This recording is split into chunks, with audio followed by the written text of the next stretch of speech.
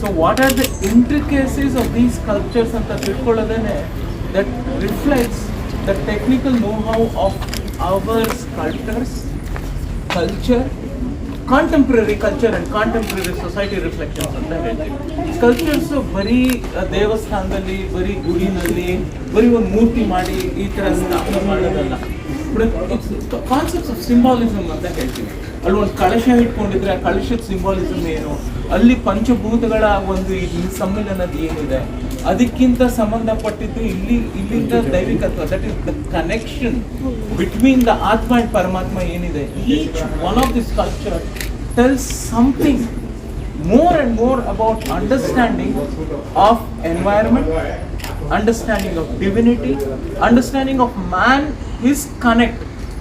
See, ನಾವೆಲ್ಲ ಈ ಭೂಮಂಡಲಕ್ಕೆ ಬಂದಿರೋದು ಆ್ಯಂಡ್ ನಾವು ಯೋಚನೆ ಮಾಡೋದು ನಮ್ಮ ಸಾವಾದ್ಮೇಲೆ ಏನು ಅಂತ. ದಟ್ ಆ ಪ್ರಶ್ನೆ ಮನುಷ್ಯಂಗೆ right from prehistoric times ಇದೆ. ಸೊ ನಮ್ಮ ಪ್ರತಿ ಸತಿನೂ ಅವಶೇಷಗಳು ಸಿಕ್ಕಿದಾಗ್ಲೂ it is somewhat a reflection of understanding what is that supernatural power. Ultimately ನಾವು ದೇವಸ್ಥಾನ ಗುಡಿಗಳಿಗೆ ಬಂದಾಗ we find some connect of whom, the bhakta with almighty, the sculptor with all mighty.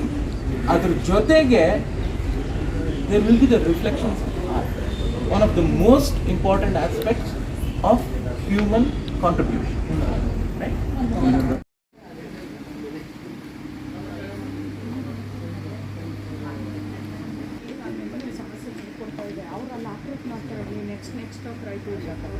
ಅಲ್ಲ ಫಸ್ಟ್ ಇನಾಗ್ರೇಷನ್ ನ್ಯೂಸ್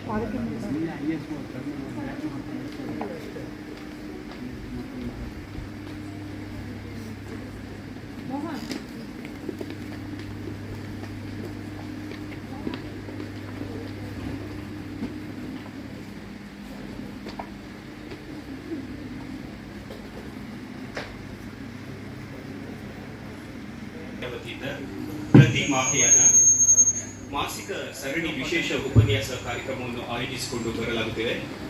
ಈ ಕಾರ್ಯಕ್ರಮಕ್ಕೆ ಪ್ರಥಮ ದರ್ಜೆ college, ವಿಶ್ವವಿದ್ಯಾನಿಲಯ ಹಾಗೂ ವಿದ್ಯಾರ್ಥಿನಿಯರನ್ನ ಆಯೋಜಿಸಲಾಗಿದೆ. ಈ ಒಂದು ಕಾರ್ಯಕ್ರಮಕ್ಕೆ ನಮ್ಮ ಇಲಾಖೆಯ ಮಾನ್ಯ ಆಯುಕ್ತರಾದಂಥ ಶ್ರೀಯುತ ದೇವರಾಜು KS ರವರನ್ನ ತಮ್ಮೆಲ್ಲರ ಪರವಾಗಿ ಆತ್ಮೀಯವಾಗಿ ಸ್ವಾಗತಿಸ್ತಾ ಇದ್ದೇನೆ. ತಮ್ಮೆಲ್ಲರ ಜೋರಾದ ಚಪ್ಪಾಳೆ ಇವರಿಗೂ ಸಹ ತಮ್ಮೆಲ್ಲರ ಪರವಾಗಿ ಆತ್ಮೀಯವಾದ ಸ್ವಾಗತವನ್ನು ಮಾಡ್ತಾ ಇದ್ದೇನೆ. ಶ್ರೀಯುತ ತಾರ್ಕೇಶ್ ಅವರು ಪುರಾತತ್ವ ಸಂರಕ್ಷಣಾ ಇಂಜಿನಿಯರ್ ಪರಂಪರೆ, ಇವರಿಗೂ ಸಹ ತಮ್ಮೆಲ್ಲರ ಪರವಾಗಿ ಆತ್ಮೀಯವಾದ ಸ್ವಾಗತವನ್ನು ತಿಳಿಸ್ತಾ ಇದ್ದೇವೆ.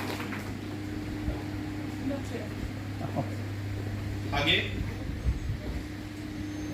ಶ್ರೀಮತಿ ಶೀಲಾ ಕೆ ತವ ಶರಣಂ ವಿಘ್ನೇಶ ತವ ಶರಣಂ ಸಿದ್ಧಿ ವಿನಾಯಕ ತವ ಶರಣಂ ಸಕಲ ಕಲಾಧರ ಕಲುಷ ವಿದೂರ ಸಕಲ ಜಗತ್ರಯ ತವ ಶರಣಂ ಸಕಲ ಕಲಾಧರ ಕಲುಷ ವಿದೂರ ಸಕಲ ಜಗತ್ರಯ ತವ ಶರಣಂ ವಿಘ್ನೇಶ ತವ ಶರಣಂ ಸಿದ್ಧಿ ವಿನಾಯಕ ತವ ಶರಣಂ ವಿಘ್ನೇಶ ತವ ಶರಣಂ ಸಿದ್ಧಿ ವಿನಾಯಕ ತವ ಶರಣಂ ಸಿದ್ಧಿ ವಿನಾಯಕ ತವ ಶರಣಂ.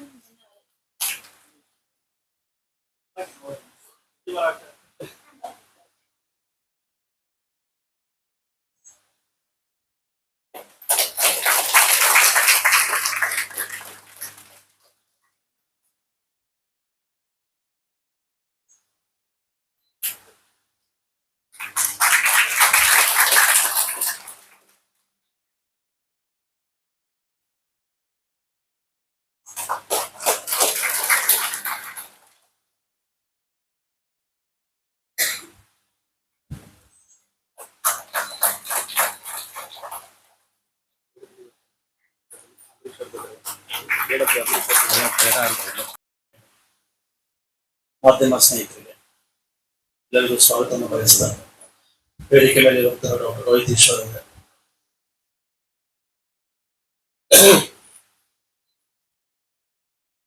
ನನ್ನ ಇಲಾಖೆಯ ಸಹೋದ್ಯೋಗಿಗಳೇ,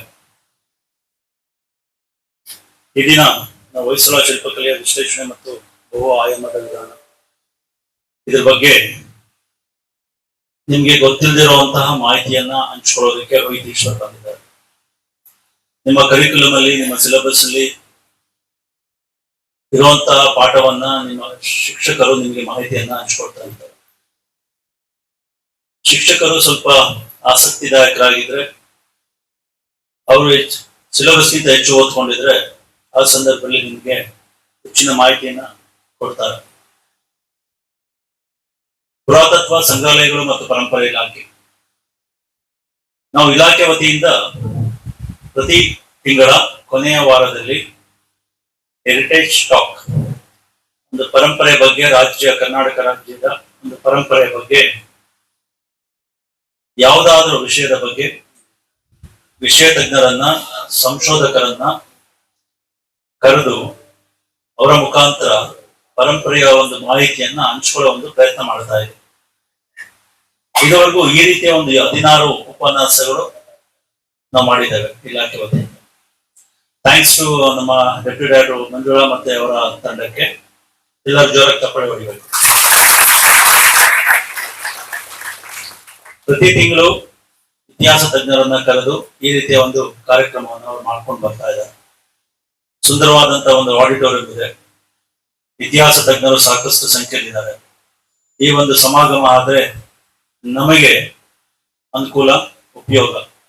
ಅದರಲ್ಲೂ ವಿದ್ಯಾರ್ಥಿಗಳಿಗೆ, ಪರಂಪರೆಯನ್ನ ಅಧ್ಯಯನ ಮಾಡ್ತಿರೋರು, ಇತಿಹಾಸವನ್ನ ತಿಳ್ಕೊಳ್ಬೇಕು ಅಂತ ಆಸಕ್ತಿ ಇರೋರಿಗೆ ತುಂಬಾ ಒಂದು ಒಳ್ಳೆ ವೇದಿಕೆ ನಿರ್ಮಾಣ ಮಾಡಿಕೊಟ್ಟಾಗೆ ಆಗುತ್ತೆ.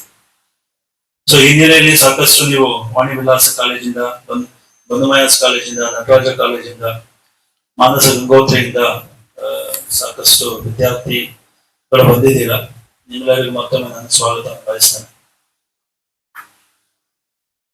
ಈ ಸಂದರ್ಭದಲ್ಲಿ ಇಲಾಖೆ ಬಗ್ಗೆ ನಾನು ಕೆಲವು ಮಾತುಗಳನ್ನ ಹೇಳಕ್ಕೆ ಇಷ್ಟಪಡ್ತೇನೆ. ಪುರಾತತ್ವ ಸಂಗ್ರಹಾಲಯಗಳು ಮತ್ತು ಪರಂಪರೆ ಇಲಾಖೆ ಕರ್ನಾಟಕ ರಾಜ್ಯದಲ್ಲಿರುವಂತಹ ಸ್ಮಾರಕಗಳನ್ನ ಸಂರಕ್ಷಣೆ ಮಾಡುವಂಥದ್ದು, ರಕ್ಷಣೆ ಮಾಡುವಂಥದ್ದು, ಅವುಗಳನ್ನ ಮುಂದಿನ ಪೀಳಿಗೆಗೆ ತೆಗೆದುಕೊಂಡು ಹೋಗುವಂತ ಪ್ರಯತ್ನ ಪಡ್ತಾ ಇದೆ. ಅದರ ಜೊತೆಗೆ ಉತ್ಖನನ ಕಾರ್ಯ ಮಾಡೋದ್ರ ಮುಖಾಂತರ ನಮಗೆ ಸಿಗಬಹುದಾದಂತಹ ಏನು ವಿಶೇಷ ಮಾಹಿತಿಗಳು ಇವುಗಳನ್ನ ಪಡ್ಕೊಂಡು ಇತಿಹಾಸ ಏನ್ ಹೇಳುತ್ತೆ ಇನ್ನು ಹೆಚ್ಚಿನ ಒಂದು ಸ್ಪಷ್ಟತೆಯನ್ನ ತೋಳೋದಕ್ಕೆ ನಾವು ಪ್ರಯತ್ನ ಪಡ್ತಾ ಇದ್ದೀವಿ. ಪ್ರತಿ ವರ್ಷ ನಾವು ಉತ್ಖನನ ಕೂಡ ನಾವು ಮಾಡ್ತೇವೆ. ಇಲ್ಲಿರುವಂತಹ ವಿದ್ಯಾರ್ಥಿಗಳಲ್ಲಿ ಯಾರಿಗಾದ್ರೂ ಉತ್ಖನನದ ಬಗ್ಗೆ ಆಸಕ್ತಿ ಇದ್ರೆ ಅವರು ನಮ್ಮ ಉಪನಿರ್ದೇಶಕನ ಸಂಪರ್ಕಿಸಬಹುದು. ಅದೇ ರೀತಿ ಶಿಕ್ಷಕರಿಗೂ ನಾನು ಮನವಿ ಮಾಡಿಕೊಳ್ತೇನೆ, ನೀವು ಕೂಡ as a part of your curriculum ಒಂದು ವಿಸಿಟ್ ಅನ್ನ, ಒಂದು ಫೀಲ್ಡ್ ವಿಸಿಟ್ ಅನ್ನ ಎಕ್ಸ್ಕವೇಷನ್ ಮಾಡ್ತಿರುವಂತಹ ಸ್ಥಳಕ್ಕೆ ನಿಮ್ಮ ವಿದ್ಯಾರ್ಥಿಗಳನ್ನ ಕರೆದುಕೊಂಡು ಹೋಗಿ ಹೇಗೆ ಎಕ್ಸ್ಕವೇಷನ್ ಮಾಡ್ತಾ ಇದ್ದಾರೆ, ಇದನ್ನ ಸಿಗುವಂತ ಆಂಟಿಕ್ವಿಟೀಸ್ಗಳು, ಪ್ರಾಚ್ಯಾವಶೇಷಗಳು, ಕುರುಹುಗಳು ಯಾವ ರೀತಿ ಸಂರಕ್ಷಣೆ ಮಾಡ್ತಾರೆ, ಹೇಗೆ ಅಧ್ಯಯನ ಮಾಡ್ತಾರೆ ಅನ್ನೋದನ್ನ ನೀವು ಅರ್ಥ ಮಾಡ್ಕೊಳ್ಳೋದಕ್ಕೆ ಅವಕಾಶ ಸಿಗುತ್ತೆ. ಭೂಮಿ ಮೇಲೆ, ಭೂಮಿ ಒಳಗಡೆ ಸಿಕ್ಕಂತಹ ಎಲ್ಲಾ ದಾಖಲೆಗಳ ಆಧಾರದ ಮೇಲೆ ನಾವು ಇತಿಹಾಸವನ್ನ ನಮ್ಮ ಇತಿಹಾಸ ತಜ್ಞರು ಬರೆದಿದ್ದಾರೆ, ಅದನ್ನ ನಾವು ಓದ್ಕೊಂಡು ಬಂದಿದ್ದೀವಿ. ಇತಿಹಾಸ ಹೀಗಿದೆ ಅಂತ ನಾವು ಹೇಳ್ತೇವೆ.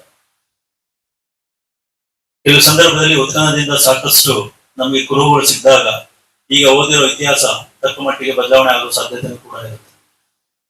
ಇದು ಎಕ್ಸ್ಕವೇಷನ್ ಇರುವಂತಹ ಮಹತ್ವ. ಇತ್ತೀಚೆಗೆ ಲಕ್ಕುಂಡಿಯಲ್ಲಿ ರಾಜ್ಯದ ಮುಖ್ಯಮಂತ್ರಿಗಳು ಬಂದು ಎಕ್ಸ್ಕವೇಷನ್ಗೆ, ಉತ್ಖನನಕ್ಕೆ ಭೂಮಿ ಪೂಜೆಯನ್ನ ಮಾಡಿಕೊಟ್ಟಿದ್ದಾರೆ. ಲಕ್ಕುಂಡಿಯಲ್ಲಿ ಒಂದೇ ದಿನ ಪ್ರವಾಸೋದ್ಯಮ ಸಚಿವರ ಅಧ್ಯಕ್ಷತೆಯಲ್ಲಿ, ಅವರ ಮುಂದಾಳತ್ವದಲ್ಲಿ, ಅವರ ನೇತೃತ್ವದಲ್ಲಿ ನಡೆದಂತಹ ಪ್ರಾಚ್ಯಾವಶೇಷಗಳ ಸಂಗ್ರಹಣಾ ಅಭಿಯಾನದಲ್ಲಿ ಲಕ್ಕುಂಡಿ ಎಷ್ಟು ಜನ ನೋಡಿದ್ದೀರಾ? ಲಕ್ಕುಂಡಿ ಗ್ರಾಮ ಯಾರು ನೋಡಿಲ್ಲ. ಲಕ್ಕುಂಡಿಯು ತುಂಬಾ ವಿಶೇಷವಾಗಿರುವಂತಹ ಒಂದು ಪಾರಂಪರಿಕ ಸ್ಥಳ. ಇತಿಹಾಸ ಅಥವಾ ದಾಖಲೆಗಳು ಏನ್ ಹೇಳುತ್ತೆ ಅಂದ್ರೆ, ಅದೇ ಗ್ರಾಮದಲ್ಲಿ 100 ದೇವಾಲಯಗಳು, 101 ದೇವಾಲಯಗಳು, 101 ಬಾವಿಗಳು ಇದ್ವು ಅಂತ ದಾಖಲೆಗಳು ಹೇಳುತ್ತೆ.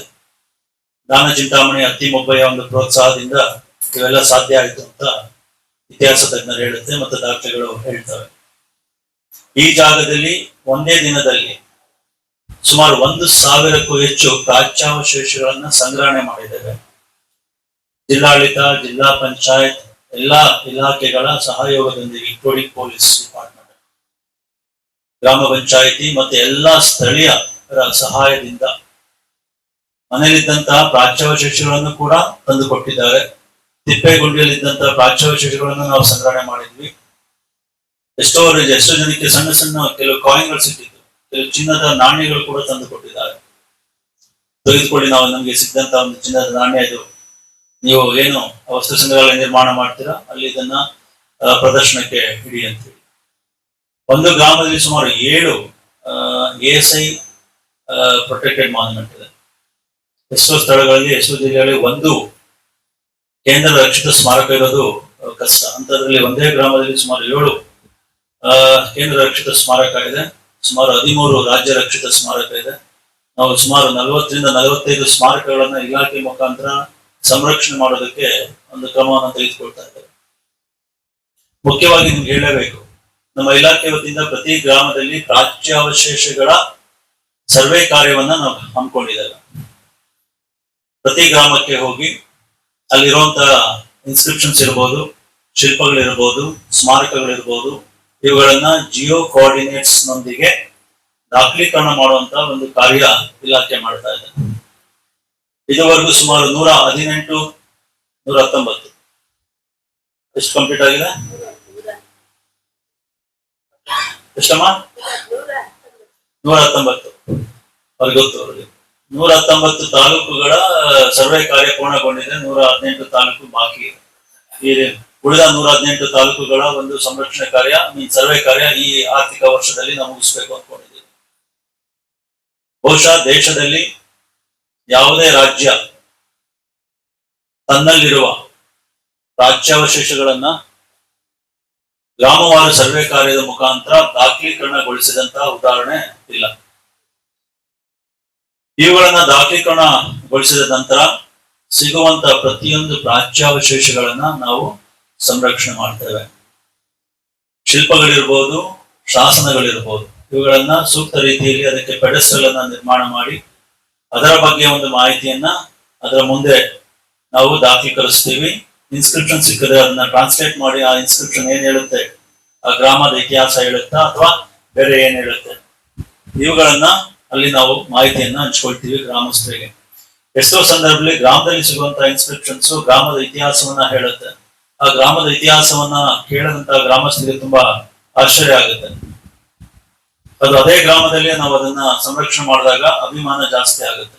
ನಮ್ಮ ಗ್ರಾಮದ ಬಗ್ಗೆ ಇಷ್ಟು 1000 ವರ್ಷದ ಹಿಂದೆ ಒಂದು ಮಾಹಿತಿ, ಒಂದು ದಾಖಲೆ ಇದೆ ಅನ್ನೋದಕ್ಕೆ ತುಂಬಾ ಹೆಮ್ಮೆ ಪಡುವಂತ ವಿಚಾರ ಆಗಿರೋದ್ರಿಂದ ಅವರು ಅದನ್ನ ತುಂಬಾ ಜೋಪಾನವಾಗಿ ಕಾಪಾಡ್ಕೊಂಡು ಬರ್ತಾರೆ. ಬಹುಶಃ ನೀವು ನಿಮ್ಮ ವಿದ್ಯಾರ್ಥಿ ಜೀವನದಲ್ಲಿ ಗ್ರಾಮೀಣ ಭಾಗದಿಂದ ಬಂದಿರ್ತೀರಾ.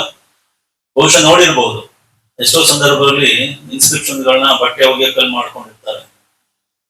ಯಾಕಂದ್ರೆ ಶಾಸನಗಳು ಆಲ್ಮೋಸ್ಟ್ ಎಲ್ಲ ವೈಪೌಟ್ ಆಗ್ಬಿಟ್ಟಿರುತ್ತೆ, ನಶಿಸಿ ಹೋಗಿರುತ್ತೆ, ಅದ್ರಲ್ಲಿ ಏನು ಕಾಣೋದೇ ಇಲ್ಲ. ಸೊ ಒಂದು ಕಲ್ಲು ಚಪ್ಪಡಿ ಅಷ್ಟೇ ಅದು. ಸೊ ಕಲ್ಲು ಚಪ್ಪಡಿ ಯಾವ್ದಕ್ಕೆ ಬಳಸಬೇಕು ಅದನ್ನ ಬಳಸ್ಕೊಂಡು ಬರ್ತಾ ಇರ್ತಾರೆ. ಈ ರೀತಿ ನಾವು ನಮ್ಮ ಇತಿಹಾಸವನ್ನು ತಿಳಿಸುವಂತಹ ಶಾಸನಗಳನ್ನ ನಾಶಪಡಿಸಬಾರದು. ತಿಳುವಳಿಕೆ, ಜ್ಞಾನ ಇದ್ದಾಗ ಮಾತ್ರ ಇವುಗಳನ್ನ ರಕ್ಷಣೆ ಮಾಡೋದಕ್ಕೆ ನಾವು ಕ್ರಮ ತೆಗೆದುಕೊಳ್ತೀವಿ. ಪ್ರಾಬ್ಲಿ ಈ ರೀತಿಯ ಒಂದು ಹೆರಿಟೇಜ್ ಸ್ಟಾಕ್ ನಿಂದ ನೀವು ಭಾಗವಹಿಸಿ ಹೆಚ್ಚಿನ ಮಾಹಿತಿ ಪಡ್ಕೊಂಡಾಗ ಇತಿಹಾಸ ಏನ್ ಹೇಳುತ್ತೆ, ಪರಂಪರೆ ಏನ್ ಹೇಳುತ್ತೆ, ಇವುಗಳು ಕುರುಹುಗಳು, ಪ್ರತಿಯೊಂದು ಸ್ಮಾರಕಗಳು ನಮ್ಮ ರಾಜ್ಯದ, ದೇಶದ ಪರಂಪರೆಯ ಕುರುಹುಗಳು. ದರ್ ಆಲ್ ಎವಿಡೆನ್ಸಸ್, ಹೌದಲ್ವಾ? ಪ್ರತಿಯೊಂದು ದೇವಸ್ಥಾನ ನಾವು ನೋಡಿದಾಗ 1000, ಈಗ ಹೊಯ್ಸಳರ ಬಗ್ಗೆ ಮಾತಾಡ್ತಾ ಇದ್ದಾರೆ, ಇನ್ನೊಬ್ರು ಗಂಗರ ಬಗ್ಗೆ ಮಾತಾಡ್ತಾರೆ, ಇನ್ನೊಬ್ರು ನಾಸ್ತಿಕರ ಬಗ್ಗೆ ಮಾತಾಡ್ತಾರೆ. ಆಯಾ ಭಾಗದಲ್ಲಿ ಅವರವರ ಆಳ್ವಿಕೆಯಲ್ಲಿ ಏನೆಲ್ಲ ಕಾಂಟ್ರಿಬ್ಯೂಟ್ ಮಾಡಿದ್ರು, ಏನು ಉಳಿದಿಲ್ಲ ನಮಗೆ. ಅವರು ಕೆತ್ತನೆ ಮಾಡಿದಂತಹ ಶಿಲ್ಪಗಳು, ಕಟ್ಟಿದಂತಹ ದೇವಾಲಯಗಳು ನಮ್ಮ ಕಣ್ಮುಂದೆ ಕಾಣ್ತಾ ಇದೆ. ಈಗ ಶಿಲ್ಪಶಾಸ್ತ್ರದ ಬಗ್ಗೆ, ಹೊಯ್ಸಳರ ಬಗ್ಗೆ ಹೇಳ್ತಾ ಇದ್ರೆ, ಒಂದು ದೇವಸ್ಥಾನ ನೋಡಿದಾಗ ಅದು ಎಷ್ಟೆಲ್ಲ ರಿಫ್ಲೆಕ್ಟ್ ಆಗುತ್ತೆ. ಆ ಅಂದಿನ ಸಮಾಜ, ಆರ್ಥಿಕ ಪರಿಸ್ಥಿತಿ, ಸಾಮಾಜಿಕ ಪರಿಸ್ಥಿತಿ, ರಾಜಕೀಯ ಪರಿಸ್ಥಿತಿ, ಪ್ರತಿಯೊಂದರ ಚಿತ್ರಣ ಈ ಒಂದು ಸ್ಮಾರಕದಲ್ಲಿ ನಮ್ಗೆ ಕಂಡು ಬರ್ತದೆ. ಅವುಗಳನ್ನ ರೋಹಿತ್ ಅವರು ತಮ್ಮ ಒಂದು ವಿವರಣೆಯಲ್ಲಿ ಕೊಡ್ತಾರೆ. ನಿಮ್ಮೆಲ್ಲರ ಜವಾಬ್ದಾರಿ, ಇಲಾಖೆ ಜವಾಬ್ದಾರಿಯನ್ನು ಹೊತ್ಕೊಂಡು ನಿಭಾಯಿಸ್ತಾ ಇದೆ. ಅದ್ರ ಜೊತೆಗೆ ನೀವು ಕೂಡ ಕೈ ಜೋಡಿಸ್ಬೇಕು. ಎಲ್ಲೆಲ್ಲಿ ನಿಮ್ಮ ಕಣ್ಣಿಗೆ ಕಾಣುತ್ತೆ ಪ್ರಾಚ್ಯವಶೇಷಗಳು ಅದು ಇಲಾಖೆ ಗಮನಕ್ಕೆ ತಂದು ಅವುಗಳನ್ನ ಜೋಪಾನ ಮಾಡೋದು. ನೋಡಿ, ಈಗ ನಾವೆಲ್ಲ ಬೆಳಿಗ್ಗೆ ಒಂದು ಸ್ಕಲ್ಪ್ಚರ್ ಬಗ್ಗೆ ಎಕ್ಸ್ಪ್ಲೈನ್ ಮಾಡ್ತಾ ಇದ್ವಿ. ಎಲ್ಲೋ ಬಿದ್ದಂತಹ ಸ್ಕಲ್ಪ್ಚರ್, ಎಲ್ಲೋ ಸಿಕ್ಕಂತಹ ಸ್ಕಲ್ಪ್ಚರ್ ನಾವು ತಂದಲ್ಲಿ ಇಟ್ಟಿದ್ದೇವೆ, ಅಟ್ಲೀಸ್ಟ್ ಜೋಪಾನ ಮಾಡಿದ್ದೇವೆ, ಇನ್ನೂ 100 ವರ್ಷ ಆದ್ರೂ ಅದು ಅಲ್ಲೇ ಇರುತ್ತೆ. ಇದು ಇಲಾಖೆಯ ಒಂದು ಸಣ್ಣ ಪ್ರಯತ್ನ, ಆದ್ರೆ ಸಾರ್ವಜನಿಕರ ಪ್ರಯತ್ನ ತುಂಬಾ ವಿಶೇಷ ಮಹತ್ವ. ಹೌದಲ್ವಾ?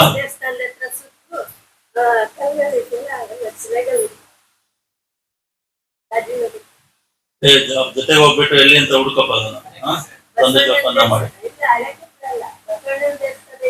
ಆಯ್ತು, ಆಮೇಲೆ ವೆರಿ ಗುಡ್. ಅದು ಡೀಟೇಲ್ಸ್ ತಗೊಳ್ಳಿ, ಅದನ್ನ ಚೆಕ್ ಮಾಡಿ ಏನ್ ಕಂಡೀಷನ್ ಇದೆ ಅಂತ. ನೀವು ವೀರನ್ಗೆರೆಗೆ ಒಂದ್ಸರಿ ಕರ್ಕೊಂಡು ಹೋಗಿ ನಮ್ಮ ಮಕ್ಕಳನ್ನೆಲ್ಲ ಒಂದು ಸೈಟ್ ವಿಸಿಟ್ ಮಾಡಿದ್ರೆ, ವೀರನ್ಗೆರೆಯಲ್ಲಿ ಎಷ್ಟು ಹೀರೋ ಸ್ಟೋನ್ಸ್, 105 ಹೀರೋ ಸ್ಟೋನ್ಸ್ ಗಳನ್ನ ಪೆಡೆಸ್ಟಲ್ ಮುಖಾಂತರ ಕನ್ಸರ್ವೇಷನ್ ಮಾಡಿದ್ದಾರೆ. ಅದನ್ನ ನೀವು ವಿಸಿಟ್ ಮಾಡಿ ನೋಡಿ. ಅದು ಆಲ್ಮೋಸ್ಟ್ ಭೂಮಿಯಲ್ಲಿ ಅರ್ಧ ಭಾಗ, ಮುಕ್ಕಾಲು ಭಾಗ ಹೂತೋಗಿತ್ತು. ಅದನ್ನ ಇಲಾಖೆ ಮೇಲೆ ಕೆತ್ತಿ ಒಳ್ಳೆ ಸುಂದರವಾದಂತಹ ಒಂದು ಪೆಡೆಸ್ಟಲ್ ನಿರ್ಮಾಣ ಮಾಡಿ ಅದರ ಒಂದು ಮಾಹಿತಿಯನ್ನ ಹಂಚ್ಕೊಂಡಿದೆ. ತುಂಬಾ ಸುಂದರವಾಗಿ ಕಾಣುತ್ತೆ. ನಾವು ಇತಿಹಾಸಗಳನ್ನ ನಾವು ರಕ್ಷಣೆ ಮಾಡಬೇಕು. ನೀವು ನಿಮ್ಮ ಚೈಲ್ಡ್ಹುಡ್ ಡೇಸ್ ಅಲ್ಲಿ, ನಿಮ್ಮ ಸ್ಟೂಡೆಂಟ್ ಲೈಫ್ ಅಲ್ಲಿ ಒಂದು ಫೋಟೋ ತಗೊಳ್ತೀರಾ, ಫೋಟೋನ ಎಷ್ಟು ಜೋಪಾನ ಮಾಡ್ತೀರಲ್ಲ, ಟೂರ್ಗೆ ಹೋದಾಗ ಒಂದು ಫೋಟೋ ತಗೊಳ್ತೀರಾ, ಫೋಟೋ ಎಷ್ಟು ಜೋಪಾನ ಮಾಡ್ತೀರಾ, ಹೌದಲ್ಲ? ಅದ್ರ ಲೈಫ್ ಎಷ್ಟಿರುತ್ತೆ, 30 years 40 years ಮತ್ತು ನೀವು ವಯಸ್ಸಾಗೋವರೆಗೂ. ಬಟ್ ಇವೆಲ್ಲ ನಮ್ಮ ಕಣ್ಮುಂದೆ ಅಂತ ಕಾಣ್ತಿರೋ ಸ್ಮಾರಕಗಳು ಸಾವಿರಾರು ವರ್ಷಗಳು, ಹೌದಲ್ವಾ? ಈ ಸಾವಿರಾರು ವರ್ಷಗಳ ಒಂದು ಇತಿಹಾಸ ಪರಂಪರೆ ನಮ್ಮ ಕಣ್ಮುಂದೆ ಇದ್ದಾಗ ಅವುಗಳನ್ನ ರಕ್ಷಣೆ ಮಾಡೋ ಜವಾಬ್ದಾರಿ ನಮ್ದು. ಇಲಾಖೆ ಒಂದು ಅಡಾಪ್ಟೆಡ್ ಮಾನ್ಯುಮೆಂಟ್ ಸ್ಕೀಮ್ ಅನ್ನು ಜಾರಿಗೆ ತಂದಿದೆ. ಯಾವುದೇ ವ್ಯಕ್ತಿಯಿಂದ ಹಿಡಿದು ಕಂಪನಿವರೆಗೆ ಯಾವುದೇ ಸ್ಮಾರಕವನ್ನ ದತ್ತು ಸ್ವೀಕಾರ ಮಾಡಿ ಅದರ ಸಂರಕ್ಷಣೆಯ ಜವಾಬ್ದಾರಿಯನ್ನು ಹೊತ್ಕೋಬಹುದು. ಸ್ಮಾರಕದ ಬಳಿಯಲ್ಲಿ ಮೂಲಭೂತ ಸೌಕರ್ಯಗಳನ್ನು ಕೂಡ ಈ ಸಂದರ್ಭದಲ್ಲಿ ಕೊಡೋದಕ್ಕೆ ಅವಕಾಶ ಇದೆ. ಒಂದು ಅಂದಾಜು ಪ್ರಕಾರ 25,000ಕ್ಕೂ ಹೆಚ್ಚು ಆರಕ್ಷಿತ ಸ್ಮಾರಕಗಳು, ರಕ್ಷಿತ, ಆರಕ್ಷಿತ, ಕೇಂದ್ರ ರಕ್ಷಿತ, ರಾಜ್ಯ ರಕ್ಷಿತ. ಕೇಂದ್ರ ರಕ್ಷಿತ ಅಂದ್ರೆ ಆರ್ಕಿಯಾಲಜಿಕಲ್ ಸರ್ವೆ ಆಫ್ ಇಂಡಿಯಾದವರು ಏನು ನೋಡಿದೀರಾ? ಆರ್ಕಿಯಾಲಜಿಕಲ್ ಸರ್ವೆ ಆಫ್ ಇಂಡಿಯಾದ ಮಾನ್ಯುಮೆಂಟ್ಸ್ ಬೇರೆಯವರು ಯಾರು ನೋಡಿದೀರಾ? ಹಳೇಬೀಡು, ಸೋಮನಾಥ್ಪುರ, ಇವೆಲ್ಲ ಕೇಂದ್ರ ರಕ್ಷಿತ ಸ್ಮಾರಕಗಳಾಗಿರ್ತವೆ. ಚಾಮುಂಡಿ ಬೆಟ್ಟ, ಇವೆಲ್ಲ ರಾಜ್ಯ ರಕ್ಷಿತ ಸ್ಮಾರಕಗಳು. ಅದೇ ರೀತಿ ಕೇಂದ್ರನೂ ಅಲ್ಲ, ರಾಜ್ಯನೂ ಅಲ್ಲ, ಸ್ಮಾರಕಗಳಿರುತ್ತೆ. ಆದ್ರೆ ಯಾವುದು ರಾಜ್ಯ ಅಥವಾ ಕೇಂದ್ರ ಅದನ್ನ ನೋಟಿಫಿಕೇಶನ್ ಹೊರಡಿಸಿರೋದಿಲ್ಲ. ಆ ರೀತಿ ಸುಮಾರು 25,000ಕ್ಕೂ ಹೆಚ್ಚು ಆರಕ್ಷಿತ ಸ್ಮಾರಕಗಳಿದೆ, ಅನ್ಪ್ರೊಟೆಕ್ಟೆಡ್ ಮಾನ್ಯುಮೆಂಟ್ಸ್. ಇಲಾಖೆ ಇವುಗಳನ್ನ ಪ್ರೊಟೆಕ್ಟೆಡ್ ಮಾನ್ಯುಮೆಂಟ್ಸ್ ಅಂತ ಘೋಷಣೆ ಮಾಡೋದಕ್ಕೆ ಹಂತ ಹಂತವಾಗಿ ಕ್ರಮ ತೆಗೆದುಕೊಳ್ತಾ ಇದೆ. ಕಳೆದ ಸುಮಾರು 1 ವರ್ಷದಲ್ಲಿ 317ಕ್ಕೂ ಹೆಚ್ಚು ಸ್ಮಾರಕಗಳನ್ನ ರಕ್ಷಿತ ಸ್ಮಾರಕಗಳಂತ ಘೋಷಣೆ ಮಾಡೋದಕ್ಕೆ ಇಲಾಖೆ ಕ್ರಮ ತಗೊಳ್ತಾ ಇದೆ. ಅಡಾಪ್ಟೆಡ್ ಮಾನ್ಯುಮೆಂಟ್ಸ್ ಸ್ಕೀಮ್ ಪ್ರಕಾರ ಮುಖಾಂತರ ಸ್ಮಾರಕಗಳ ಸಂರಕ್ಷಣೆಗೆ ಕ್ರಮ ತಗೊಳ್ತಾ ಇದೆ.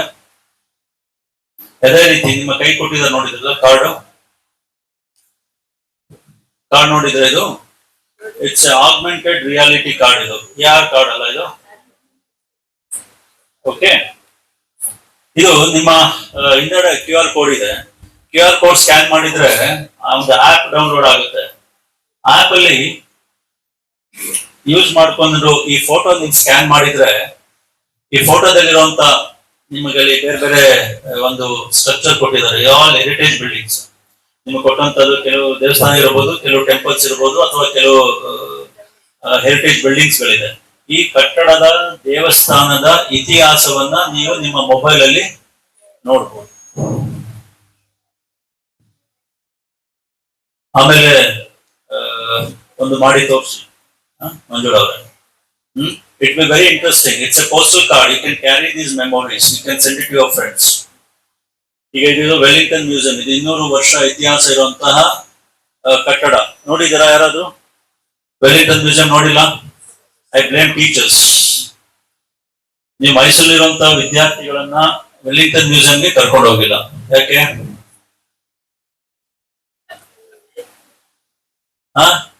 ದಯವಿಟ್ಟು ಈ ಕಾರ್ಯಕ್ರಮ ಆದ್ಮೇಲೆ ವೆಲ್ಲಿಂಗ್ಟನ್ ಮ್ಯೂಸಿಯಂ ಅನ್ನ ನೋಡಿ. ಅದು ಒಂದು it's A monument, it's A heritage building. ಇದನ್ನ ನಾವು ಒಂದು ಕಲಾ ಗ್ಯಾಲರಿಯಾಗಿ ಪರಿವರ್ತನೆ ಮಾಡಿದ್ದೇವೆ. ಸುಮಾರು 100ಕ್ಕೂ ಹೆಚ್ಚು ಕಲಾಕೃತಿಗಳು ಅಲ್ಲಿದೆ, ವಿಶೇಷವಾದಂತಹ ಕಲಾಕೃತಿಗಳಿದೆ. ದಯವಿಟ್ಟು ಅದನ್ನ ವೀಕ್ಷಣೆ ಮಾಡಿ. ಈ ಕಟ್ಟಡದಲ್ಲಿ ಲಾರ್ಡ್ ವೆಲ್ಲೆಸ್ಲಿ ಟಿಪ್ಪು 4ನೇ ಆಂಗ್ಲೋ ಮೈಸೂರು ವಾರ ಆದ್ಮೇಲೆ ಟಿಪ್ಪು ಮಡಿದ ನಂತರ ಲಾರ್ಡ್ ವೆಲ್ಲೆಸ್ಲಿ ಕಟ್ಟಡದಲ್ಲಿ ಇದ್ದ ಅಂತ ಹೇಳ್ತಾರೆ. ಇದರ ಒಂದು ಏನು ಇನಾಗ್ರೇಷನ್ ಸ್ಟೋನ್ ಇದೆ, ಅಲ್ಲಿ ಉದ್ಘಾಟನಾ ಫಲಕ ಇದೆ, ಅದು ಇತಿಹಾಸ ಹೇಳುತ್ತೆ. ಇನ್ನು 1799 ಅಲ್ವಾ ಟಿಪ್ಪು ಸತ್ತಿದ್ದು 1799. 800 ಆಲ್ಮೋಸ್ಟ್ ಎಷ್ಟು 200 ವರ್ಷಕ್ಕೂ ಹೆಚ್ಚು ಇತಿಹಾಸ ಇರುವಂತ ಕಟ್ಟಡ. It's a piece of history attach to each and every building. ಅವುಗಳನ್ನ ತಿಳ್ಕೋಬೇಕು. ಇಲಾಖೆ ಪ್ರತಿ ತಿಂಗಳ ಮೊದಲ ವಾರದಲ್ಲಿ ಹೆರಿಟೇಜ್ ವಾಕ್ ಅನ್ನ ನಮ್ಮ ಉಪನಿರ್ದೇಶಕರು ನಡೆಸ್ತಾರೆ ಸಾರ್ವಜನಿಕರಿಗಾಗಿ. ಪ್ರತಿ ಶನಿವಾರ ನೀವು ನಿಮ್ಗೆ ಸಮಯ ಇದ್ರೆ 6:30 ಸಮಯಕ್ಕೆ ನೀವು ರಂಗಚಾಲ ಭವನದ ಮುಂದೆ ಬಂದ್ರೆ ನಿಮಗೆ ಒಂದು ಹೆರಿಟೇಜ್ ವಾಕ್ ಅನ್ನ ಕರ್ಕೊಂಡು ಹೋಗ್ತಾರೆ. ಮೈಸೂರಿನಲ್ಲಿರುವಂತಹ ಪರಂಪರೆ ಕಟ್ಟಡದ ಬಗ್ಗೆ ಮಾಹಿತಿಯನ್ನ ಹಂಚ್ಕೊಳ್ತಾರೆ. ಇಲಾಖೆ ಕೂಡ ಈಗಾಗಲೇ ನಮ್ಮ ಸ್ಮಾರಕದ ಬಗ್ಗೆ ಡಿಜಿಟೈಸೇಷನ್ ಕೂಡ ನಾವು ಮಾಡ್ತಾ ಇದ್ದೀವಿ. ಸುಮಾರು 530 ಸ್ಮಾರಕಗಳನ್ನ ನಾವು ಡಿಜಿಟೈಸೇಷನ್ ಮಾಡಿದ್ದೇವೆ 3D ಲೇಸರ್ ಸ್ಕ್ಯಾನಿಂಗ್ ಮುಖಾಂತರ. ಅದೊಂದು ಇದಿತ್ತಲ್ಲ ಚೇಂಬರ್ ಅಲ್ಲಿ ಇದಿದೆ, ನಂದಿ ತಗೊಂಡು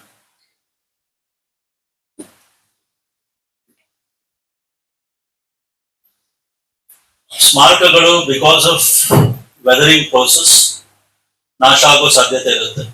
ನಾನಾ ಕಾರಣಗಳಿಗೆ ನಾಶ ಆಗುವಂತ ಸಾಧ್ಯತೆ ಇದೆ.